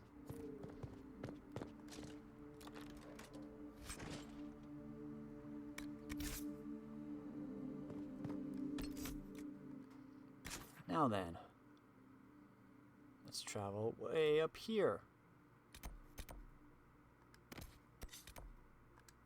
To Redcliffe! Away!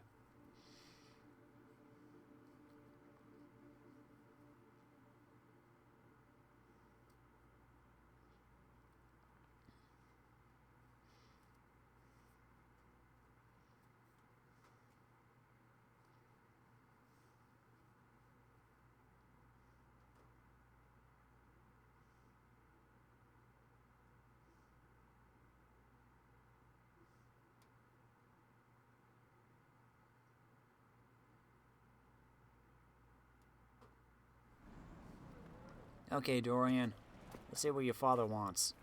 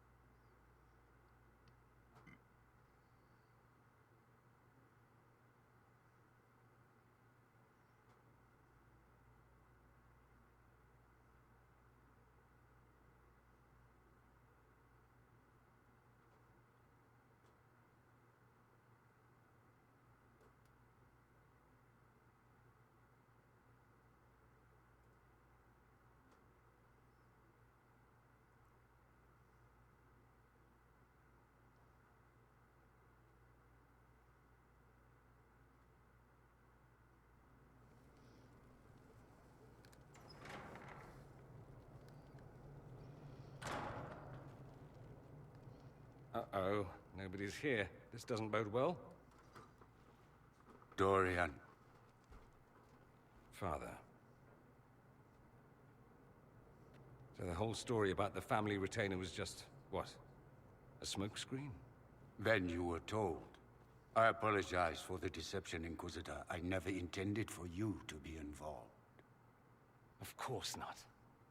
Magister Parvus couldn't come to Skyhold and be seen with the dread Inquisitor. What would people think? What is this exactly, Father? Ambush? Kidnapping? Warm family reunion? This is how it has always been. You went through all of this to get Dorian here. Talk to him. Yes, Father. Talk to me. Let me hear how mystified you are by my anger. Dorian, there's no need to. I prefer the company of men. My father disapproves.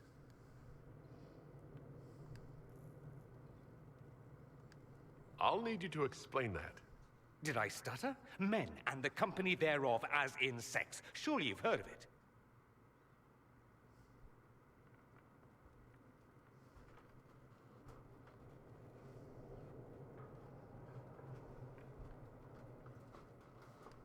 This is not exactly news, Dorian. Why should it be? Why should anyone care? I have no idea.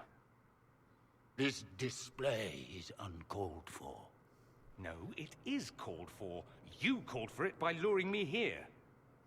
This is not what I wanted. I'm never what you wanted, Father. Or had you forgotten? That's a big concern in Tevinter, then? Only if you're trying to live up to an impossible standard. Every Tevinter family is intermarrying to distill the perfect mage, perfect body, perfect mind, the perfect leader. It means every perceived flaw, every aberration is deviant and shameful. It must be hidden.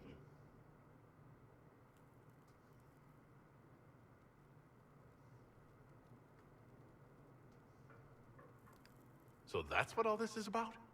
Who you sleep with? That's not all it's about. Dorian, please. If you'll only listen to me. Why? So you can spout more convenient lies? He taught me to hate blood magic. The resort of the weak mind. Those are his words. But what was the first thing you did when your precious heir refused to play pretend for the rest of his life? You tried to change me. I only wanted what was best for you. You wanted the best for you. For your fucking legacy. Anything for that.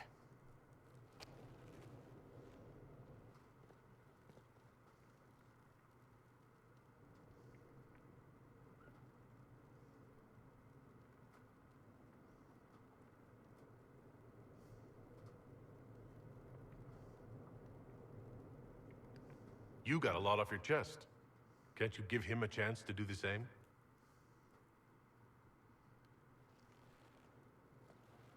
Tell me why you came. If I knew, I would drive you to the Inquisition. You didn't. I joined the Inquisition because it's the right thing to do. Once, I had a father who would have known that.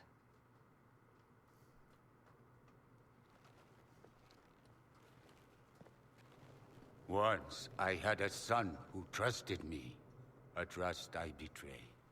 I only wanted to talk to him, to hear his voice again, to ask him to forgive me.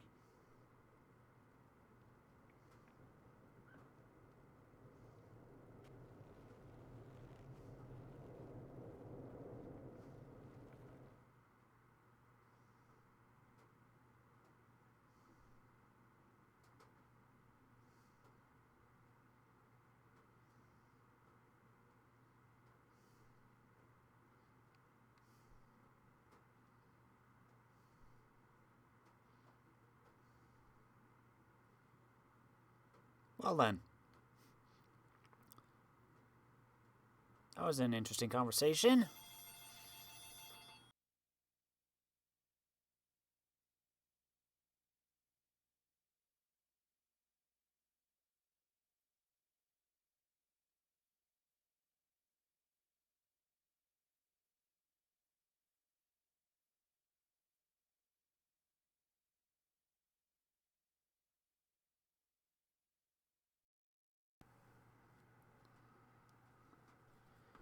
So, now what, Dorian? How are we going to leave this thing? We'll find out after this loading screen.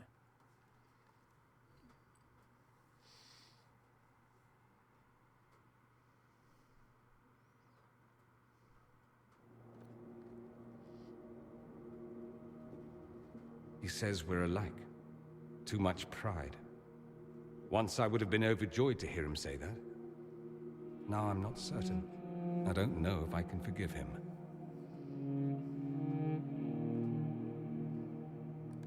Are you all right? No, not really. Thank you for bringing me out there. It wasn't what I expected, but it's something. Maker knows what you must think of me now, after that whole display.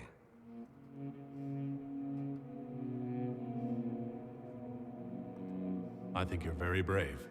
Brave? It's not easy to abandon tradition and walk your own path. At any rate, time to drink myself into a stupor.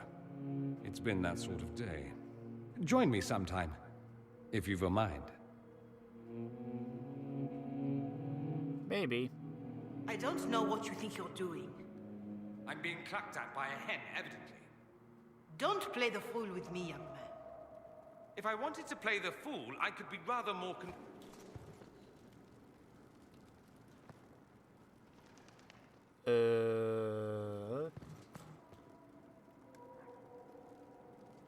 Oh,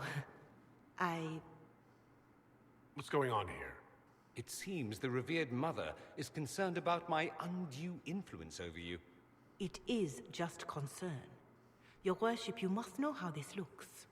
You might need to spell it out, my dear. This man is of Tevinter. His presence at your side, the rumors alone. What's wrong with him being from Tevinter, specifically? I'm fully aware that not everyone from the Imperium is the same. How kind of you to notice. Yet still you bow to the opinion of the masses. The opinion of the masses is based on centuries of evidence. What would you have me tell them? The truth? The truth is I do not know you, and neither do they.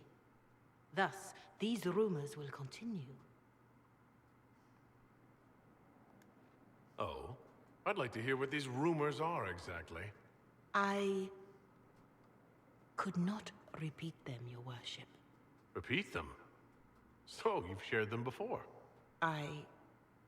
See, I meant no disrespect, Inquisitor. Only to ask after this man's intentions. If you feel he is without ulterior motive, then I humbly beg forgiveness of you both.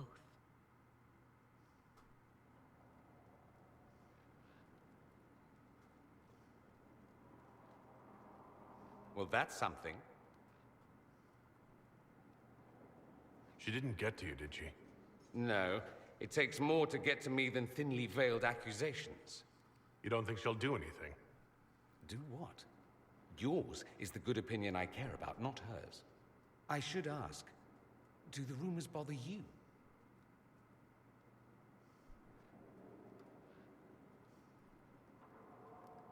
Why should it bother me? Everyone's talking about the Inquisition. That's good. I'd hate to think I brought you any grief. Perhaps it's odd to say, but I think of you as a friend, Inquisitor. I have precious few friends. I didn't think to find one here. Don't speak.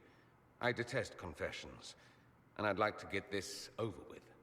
Allow me to say I'll stand beside you, against Corypheus, my countryman, or spurious rumor, so long as you'll have me. Thank you. I'm told you have Alexius researching magic for you. Research is always what made him happiest. Perhaps I'll even go talk to him eventually. One word of advice. If he suggests altering time as a way to solve all your problems, give it a pass. I should go. As you wish.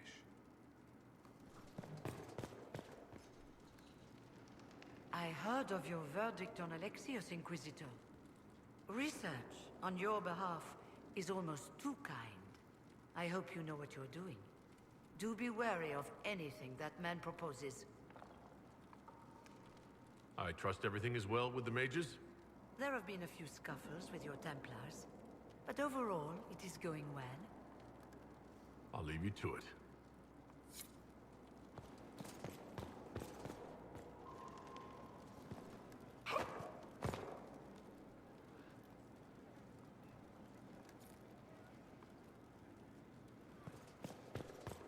Liliana, do you have anything to report?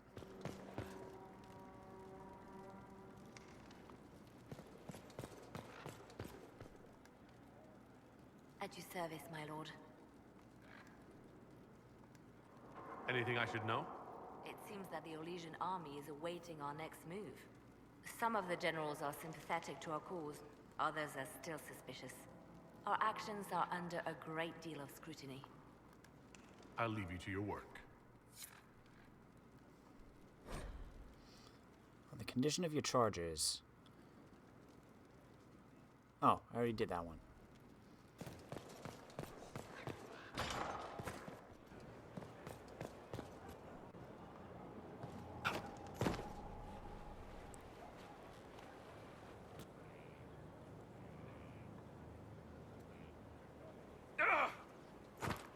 Okay, moving on.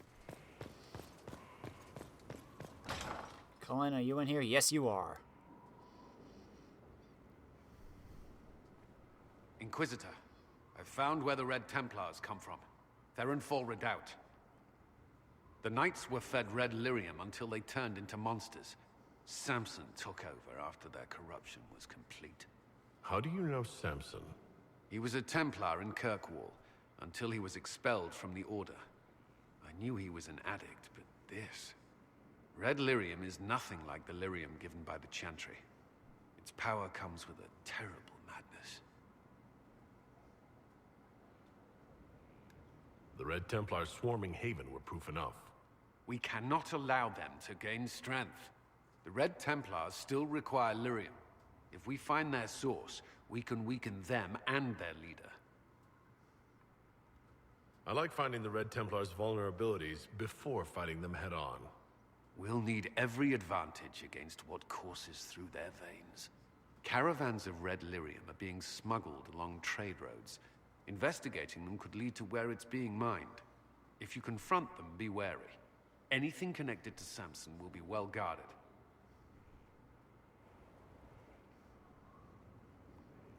Smuggler letters found.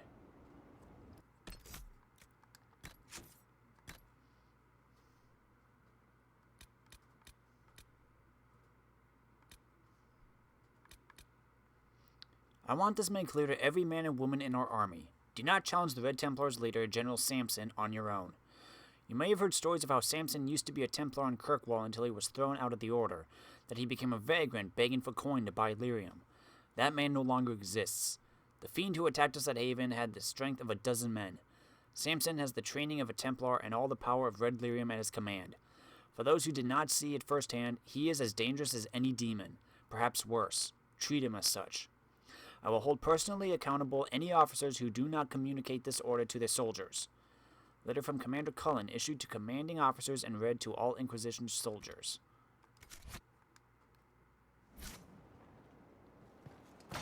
Okay, do not mess with him. Got it.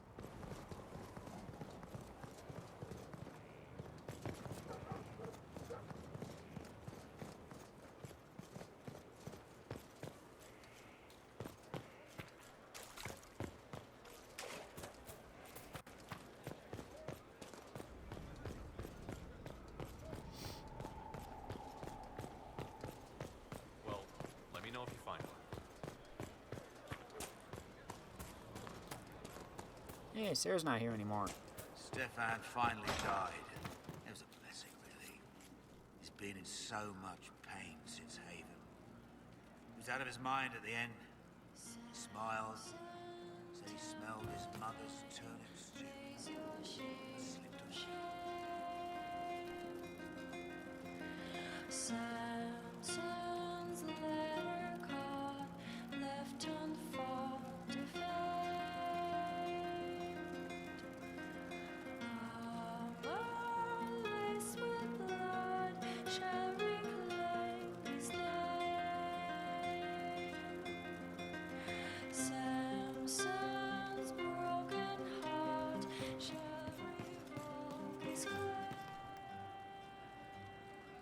Hey, boss. See you later, Bo. Nice talking with you, boss.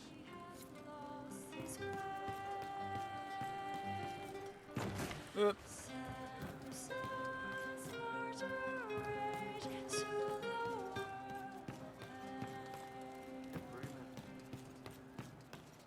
I'm telling you, I saw who I saw. Say you saw the champions and I'm supposed to believe. Oh. Is that where Sarah is? I know him when I see him. Venidus, the champion, here. What do you mean? Hey, Sarah. We'll make good use of it. Hey, you. I have an Inquisitor favor to ask. Just a little thing, really. A little march around for some of your people. It's nothing for you, right? I won't agree to anything without details. Smart of you. I wouldn't dream of wasting your super important time. It's a Red Jenny thing. I got a tip that some noble stiffs are arguing over Vershel. Land squabble. They're getting little people beat up, so I need you to go to your big table and send some people to walk through town. Just walk through? Just walk through. Easy, right?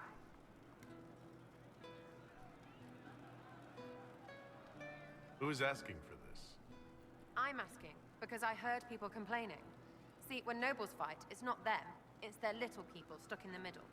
It's like a polite war, so no one pays attention. But if you march through, the people up top feel threatened too. Stuff like this is always happening. Good sovereigns to be made if you're one of the few who notice. Was this a tip from one of your friends? Not a Jenny, just normal angry people getting sick of being in the middle. I don't usually hear about things this far away, but having a friend like you is like getting really big ears. Bigger ears, I guess. Shut up. What does the Inquisition get out of this? Nobles think everyone is out to get them. So when your helmets march through, both sides will think the other's your ally. Both get scared, both make deals. Worst case, you get a little bump among the people just because they see you active. Can't promise anything, but something will happen, just like always. All right, Sarah. I'll have someone look into it. It's fun, right? Being important without doing a thing. Well, not much of a thing. Not everything has to be torn skies and ancient arseholes. Every little thing makes a difference somewhere.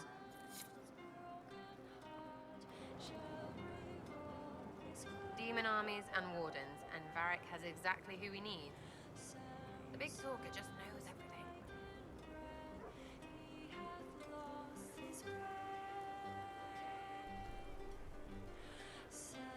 So you like to have fun. The Inquisition seems an odd fit. Why are you really here? What do you mean? To help people. It's starting to sound like you're looking for something more. It is. Mostly. Okay, fine. There's talk and I want to see. See what? I don't know. I've got all this chantry stuff in my head, and it makes sense, right? But it's fuzzy. I want to see if it's all really real. I just don't know if I want to really know. So I'm selfish. It's all for me. Count yourself lucky, I guess.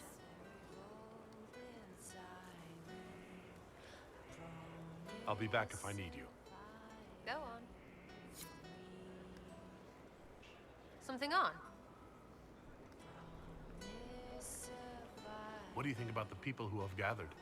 Again with your people. Right, which ones?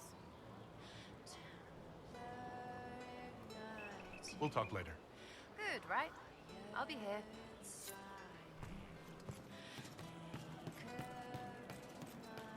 Cole, do you have anything?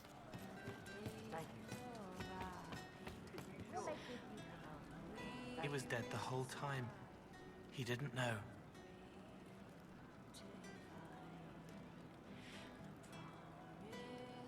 I've heard about some oddities here in the keep. Was that you? Yes. Maybe. What was it? Someone is leaving peeled plums on the windowsill. It's attracting flies. Spiders need to eat.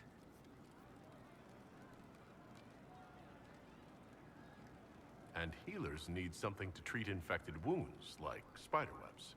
The plums are already dead. They don't mind helping. Someone found a barrel full of misplaced daggers. Was that you? They were safer there. Let's talk about something else. All right. The servants are having some trouble remembering some odd events. Can I assume you're responsible for the turnips that have shown up in the fireplaces? They don't smell the same, raw. You needed that soldier to smell them, so he could die thinking he'd gone home. He did go home. I'll talk to you later. Probably. Strange activities, yet somehow they... Oh, this is gonna hurt. Nothing to see here. Strange activities that somehow help just a little bit.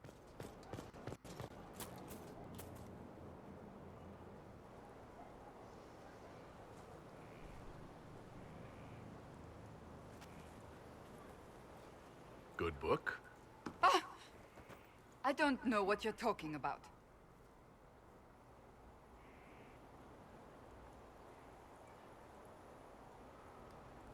Yes, because I suddenly went blind. Oh, that. Just reports from Commander Cullen. You're an excellent liar.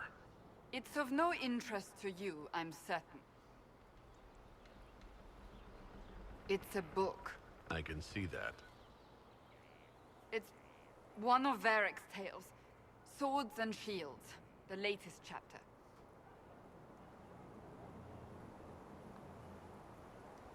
So you like to read? What's wrong with that? It's frivolous. There are more important things for me to do. That's just her favorite. Nobody asked you, Tevinter. I couldn't finish the last one you lent me. I actually feel dumber for having tried. It's literature. Smutty literature. Whatever you do, don't tell Varric.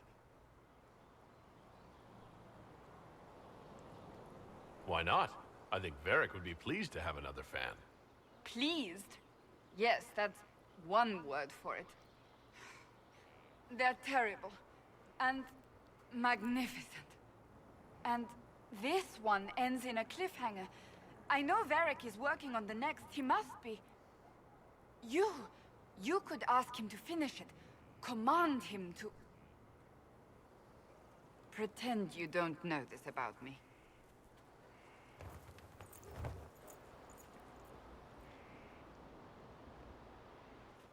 Cassandra's a secret fan. Oh, Mr. Tethras!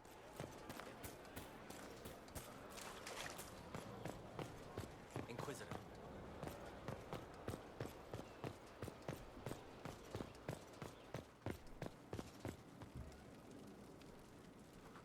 Looking for someone to talk your ear off?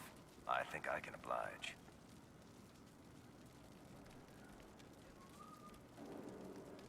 Cassandra is waiting for the next issue of Swords and Shields. I must have heard that wrong.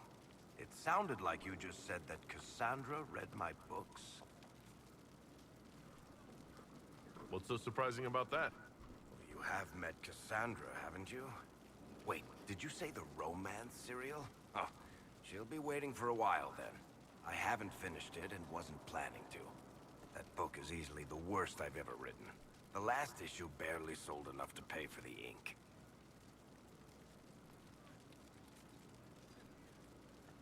Well, Cassandra seems to be hooked on it. And I honestly thought a hole in the sky was the weirdest thing that could happen.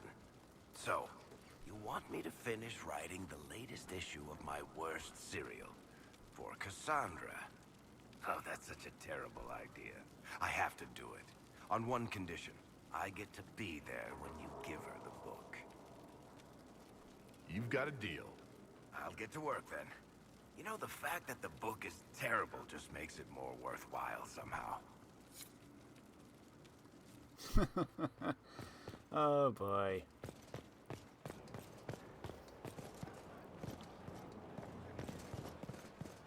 And in 2 minutes, Varric finishes the entire page. And prints it. Boom. Done.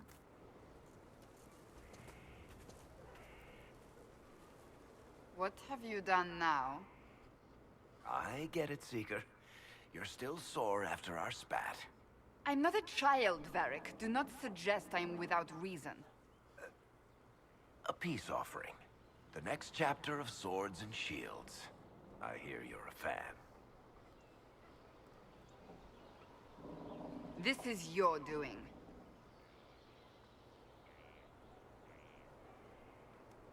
I was hoping you'd be happy about it. Well, if you're not interested, you're not interested. Still needs editing anyhow. Wait! You're probably wondering what happens to the Knight Captain after the last chapter. Nothing should happen to her. She was falsely accused. Well, it turns out the guardsman... Don't tell me! This is the part where you thank the Inquisitor. I don't normally give sneak peeks, after all.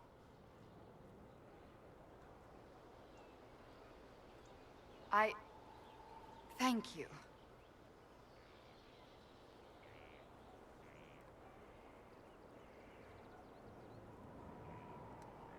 Varric's the one you should be thanking.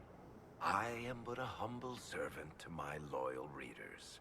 I wonder if I have time to read the first part. Don't forget to tell all your friends, if you have any. Completely worth it.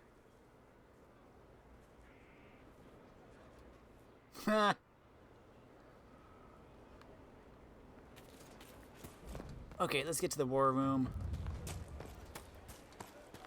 Get everyone reported in. Send them back out, and then we'll probably call it.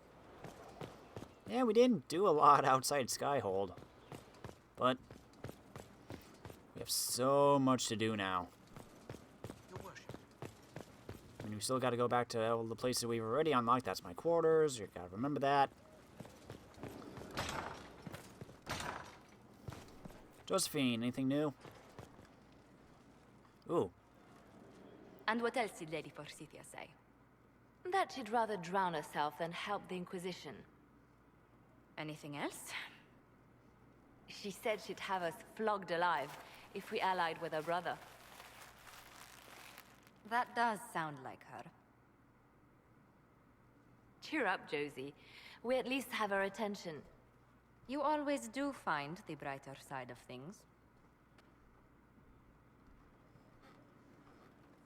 We are in the midst of cementing an alliance with Lady Forsythia of Navarra, your worship. It's become a somewhat delicate task. Can I do anything to help negotiations? Thank you, but I believe I have matters in hand. I dissuaded her from sending soldiers when she learned we'd struck an accord with a brother she's feuding with. Lady Forsythia simply employs a colorful manner of speech.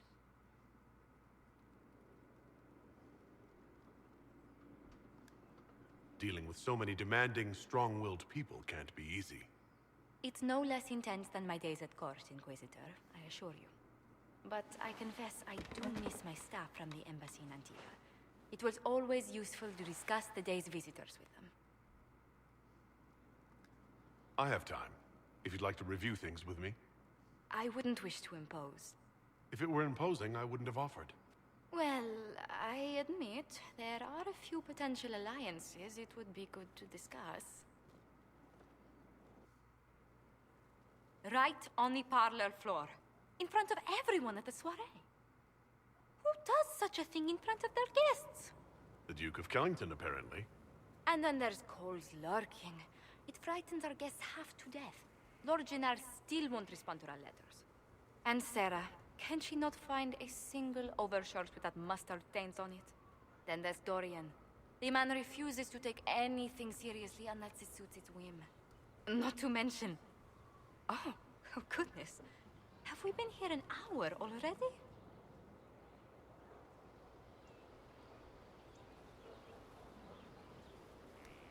It went by so quickly, I didn't even notice. You're far too polite. I didn't intend to go on for so long. You must think me quite the gossip.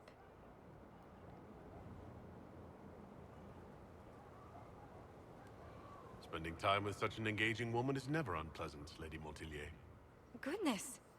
I'm glad I haven't wasted your day. Well, I've taken up quite enough of your time already. Until next time, your worship.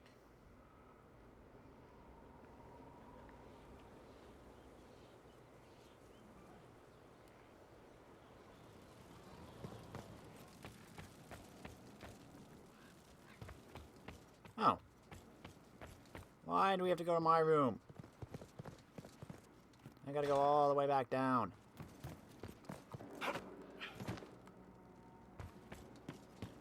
No, don't chance it.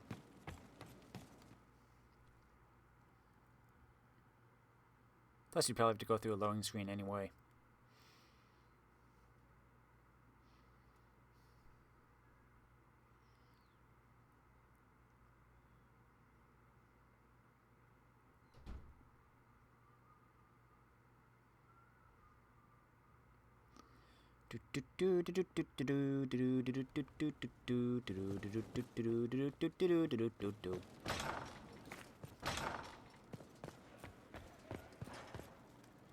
A pleasure.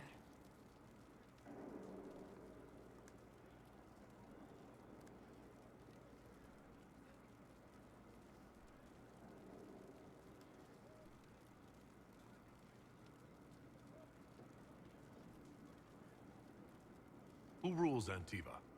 A Officially, the Principality of Antiva is governed by His Majesty King Fugelno II. In reality, Antiva's merchant princes rule the country in everything but name. Quite loudly, I might add. What sort of dealings did you have with these merchant families? As ambassador, I attended Privy Council meetings in a mediatory capacity. May I just say, one has never heard an argument until they've sat in on 15 princes howling down each other's tariff suggestions. That sounds more like a mob than a meeting. It's all a part of life in Antiva. Our traditions value passion and romance. A certain exuberance of style. Are you positive you're Antivan?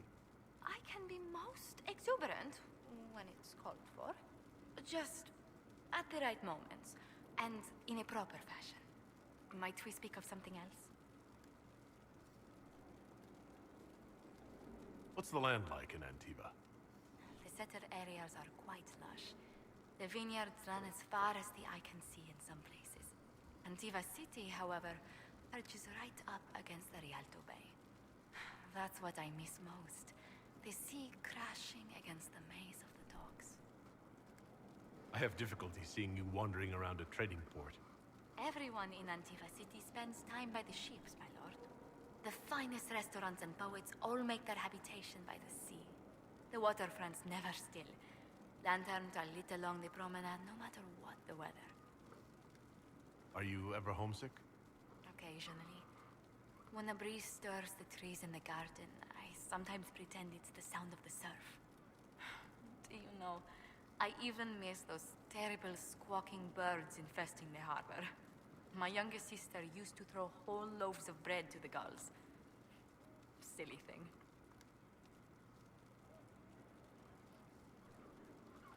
Tell me about the Montiliers. Well, my parents are alive and in good health. They live in our estate in Antiva City. Of my 4 siblings, most attend to the running of the family vineyards.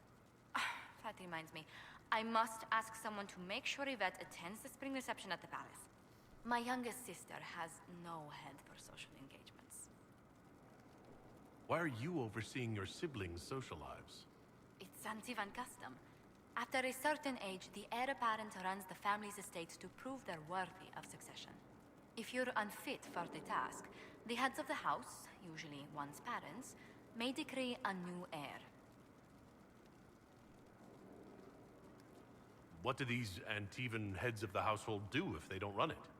They work and provide guidance. I've taken advice from my parents. Well, mostly mother. Father's more of an artist. It's rather gauche, but we never can dissuade him from running his own salons.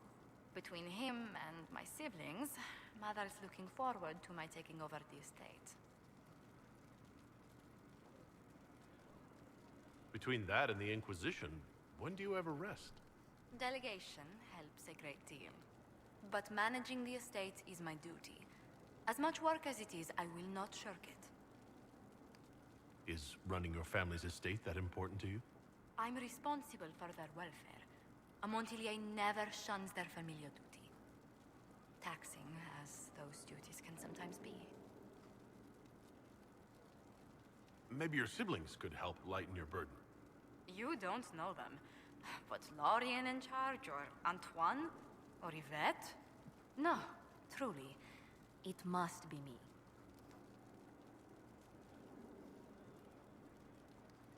Where were you raised, Josephine? I was born in Antiva City. But when I turned 15, Mother declared I'd attend finishing school in Val Royeaux. But I bawled into her skirts the day I had to leave. You must have missed her terribly. I did. And she was most unsympathetic to my wailing. But my mother only wanted the best for me. Living in Orlais was an education in itself. What did you learn at this finishing school in Val Royeaux? Among other things, mathematics, rhetoric, poetry, history, logic, and a great deal of etiquette. I still remember Madame Beventir's switch on my knuckles when I forgot the basic tenets of Nevaran dining customs. For a dowager approaching her 80th year, she had quite the arm. How did the younger you like Val Royeaux when you arrived? Have you ever stepped into a new city and felt the buildings couldn't possibly be real? That was Val Royeaux to me. So beautifully foreign, I gaped at its spires for months. Does Antiva City have nothing that compares to Val Royeaux? Antiva City is a jewel among the capitals. But I did not appreciate that before I traveled. There are multitudes of places I'd like to see. Saharan, the Anderfels, whatever lies past the Amaranthine Ocean. You said the Montiliers used to run an entire trading fleet. What happened? There was a scandal in Val Royeaux more than an age ago. The Montiliers were forbidden from trading with Orlais. Our personal fortunes never quite rebounded. Does anyone in Orlais even remember what that scandal was? I doubt it, but the injunction persists. What exactly happened? An affair with a minor lord. Perhaps. Most other details are lost. Are you saying your family's livelihood was ruined because of a love affair no one even remembers? Essentially.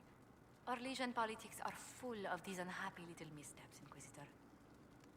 You haven't really gone into detail about how you know Liliana. We met... let me think. We met the last few years of my schooling, but we became friends after I became ambassador to Orlais. It seems terrifyingly long ago now. How exactly did you and Liliana reconnect in the Inquisition?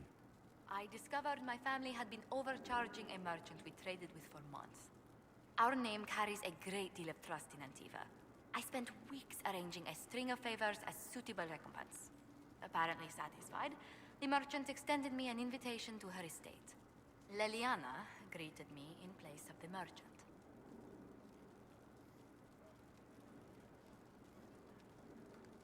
I assume there was more to it than a strange way to say hello. It was a test of sorts. Liliana claimed she needed someone of painful integrity for the Inquisition. I accepted, once she finally explained what it was. Do you remain close? Yes, but she's grown so much more distant than the outgoing woman I met in Val Royeaux. Liliana used to wander the Orlesian courts, singing the sweetest songs, charming the greatest wits. Now she collects secrets and takes risks that would make empires tremble. I worry, but she will not hear it. Does Liliana confide in you? She enjoys revisiting our more disastrous adventures. Liliana used to concoct the most ridiculous plans. Run if you ever see her with a twine ball, a measuring stick, and a handkerchief. Let's speak later. Another time. Yes? What do the people make of us? We've gathered many favors among the nobility. They will be gently reminded of this. Let's speak later. Another time.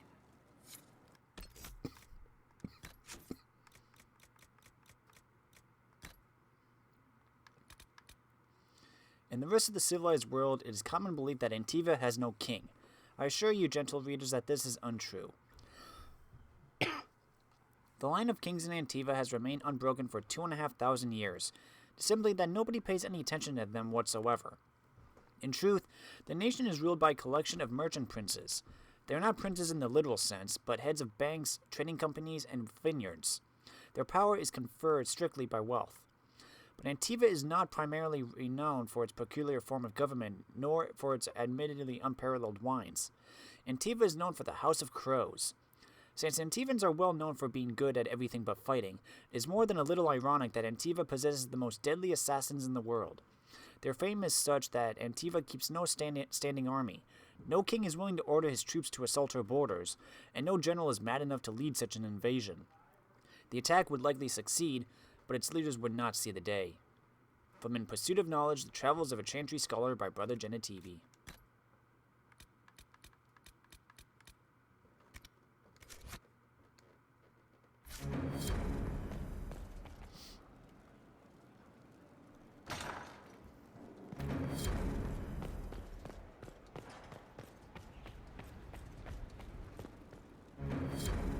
What is guilty pleasures?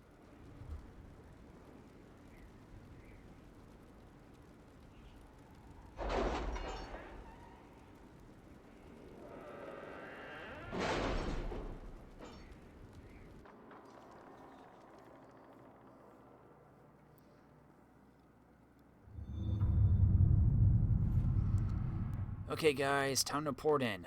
What do we got?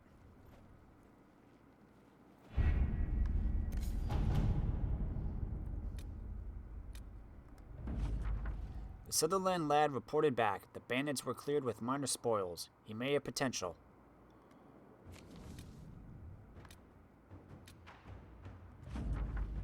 I'll need larger coffers soon. You made the right decision. Josephine. A letter has arrived at Skyhold addressed to nobody. No one saw the courier who brought it. You encroach upon the domain of higher powers. You will answer to us. The letter's unsigned except for a wax seal depicting 6 crossed swords.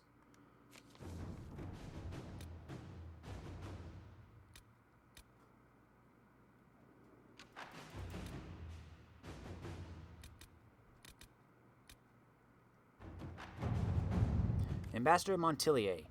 Although we have not always seen eye to eye, I believe that on this subject we will be in perfect agreement. I would like to build a monument at the site where Haven stood, as a memorial to all who gave their lives defending the faith. Shall we work together to honor these fallen heroes, Madam Ambassador? Marquis de Trevelyan. How are the rescue efforts? Have they found anyone alive? Excavation is slow, as you can imagine. I'm sure I can get some volunteers from our ranks to help with construction. All right.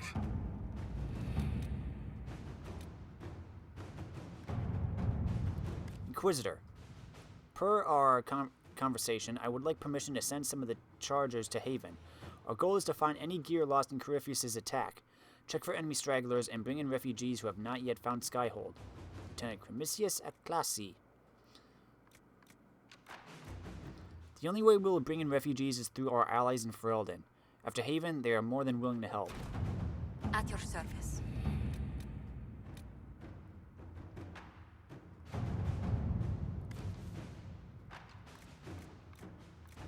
Fiona, we got the word out to everyone we could, but some cells were too remote to reach. We'll need the Inquisition to contact them. At least let them know the Templars are gone. They are gone, right? Right? Sketch. I can send a few agents with a mage from Redcliffe to persuade these cells to come in. Let's see what we have. Okay, then. Good talk, everybody.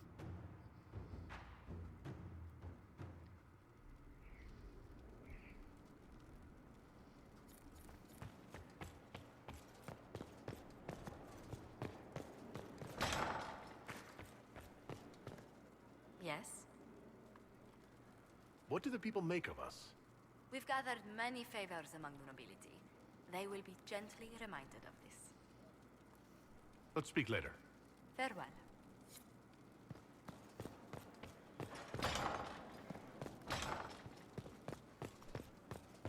Varric? Any updates?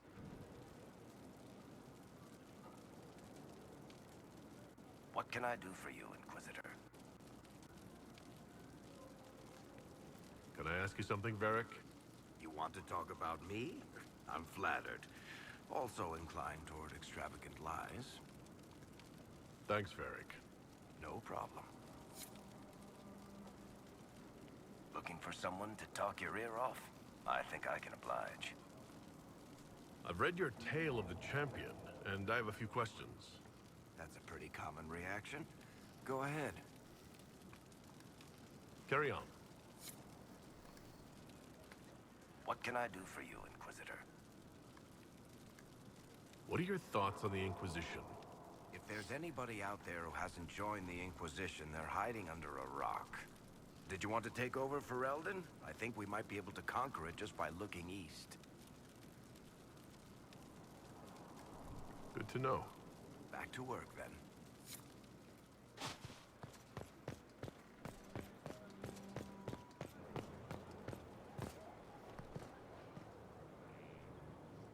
I'm gonna go see if Cullen has anything to say. Probably not, but...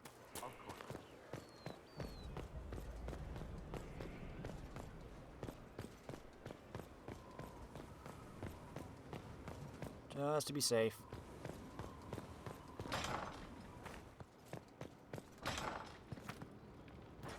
Oh, this isn't Cullen. This is Cole.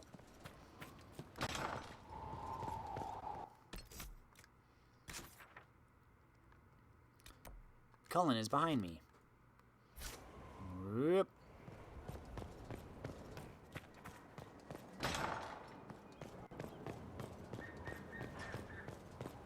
This is a big place. I'm still figuring out where everything is.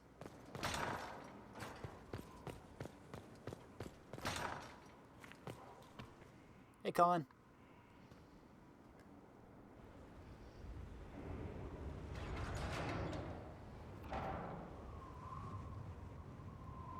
As leader of the Inquisition,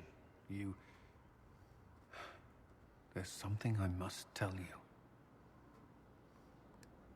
Whatever it is, I'm willing to listen. Right. Thank you. Lyrium grants Templars our abilities, but it controls us as well. Those cut off suffer.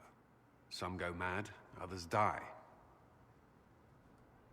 We have secured a reliable source of lyrium for the Templars here. But I no longer take it. You stopped? When I joined the Inquisition. It's been months now.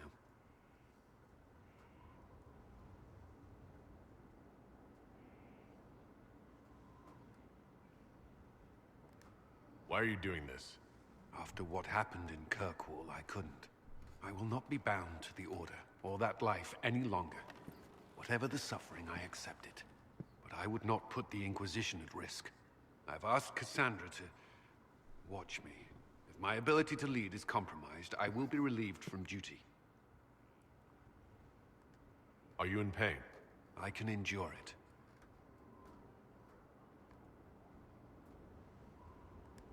Thank you for telling me.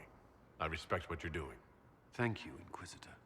The Inquisition's army must always take priority. Should anything happen, I will defer to Cassandra's judgment.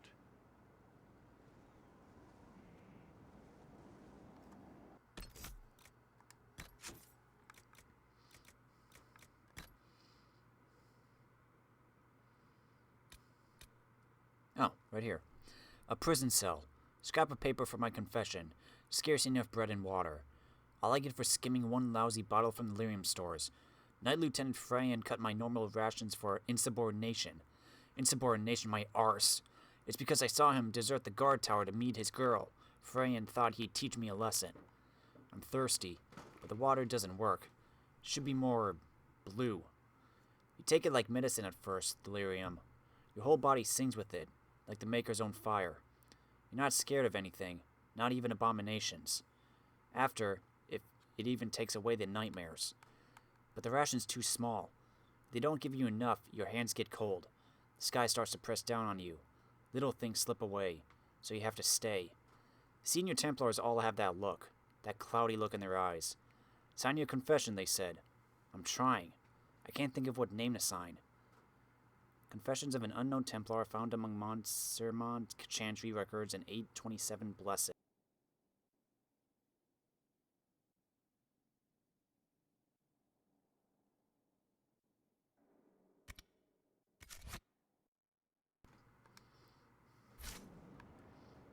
Anything else?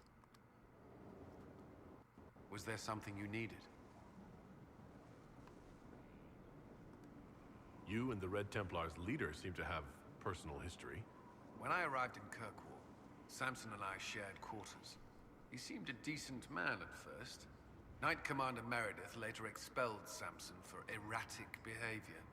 He ended up begging on Kirkwall streets. He committed further crimes, but managed to evade the Order's justice. Now Samson serves Corypheus as his loyal general. Why do you think Samson joined Corypheus? He had a chronic lyrium addiction. He spent every last coin buying it from local smugglers. Perhaps Corypheus flattered his vanity, gave him purpose as well as lyrium. Perhaps that's all it took. It sounds like Samson had a miserable life. The Order expelled him, but he had choices. He could have found another path. I don't understand how he became so powerful. Even with Red Lyrium, Samson's glory days are long behind him. Inquisitor? Is there anything I should know? Not at present. That's all for now. Should you require anything, I'll be here. Okie doke.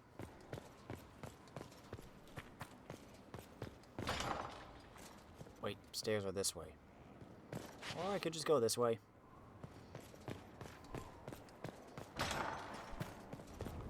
Here are stairs. Down, down, down, down, down, down, down we go. Of course.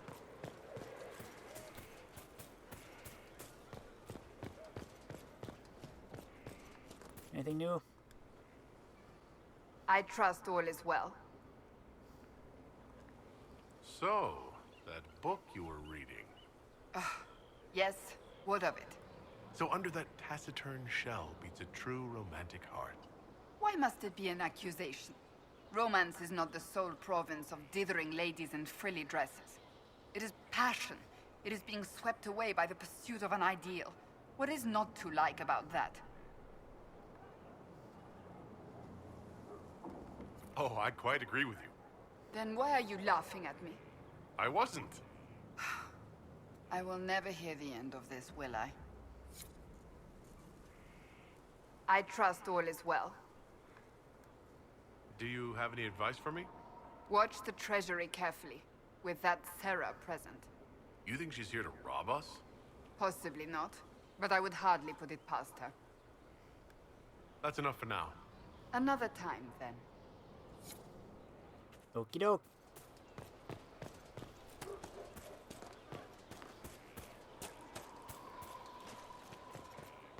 We haven't talked to Vivian for a while. It was apparently right up there.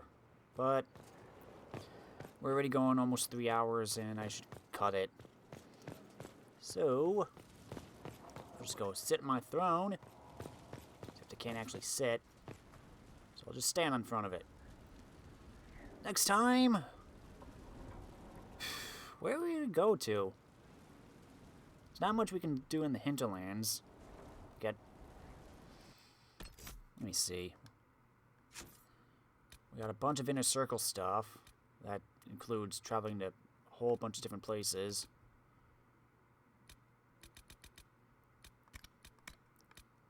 Of course, we got all the main quest things, and of course our stuff. We could unlock some new places. Need to get some royal elf fruit somewhere.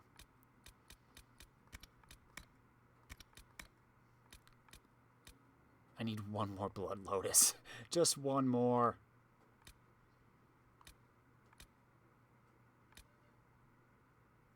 You also get quarries and logging stations.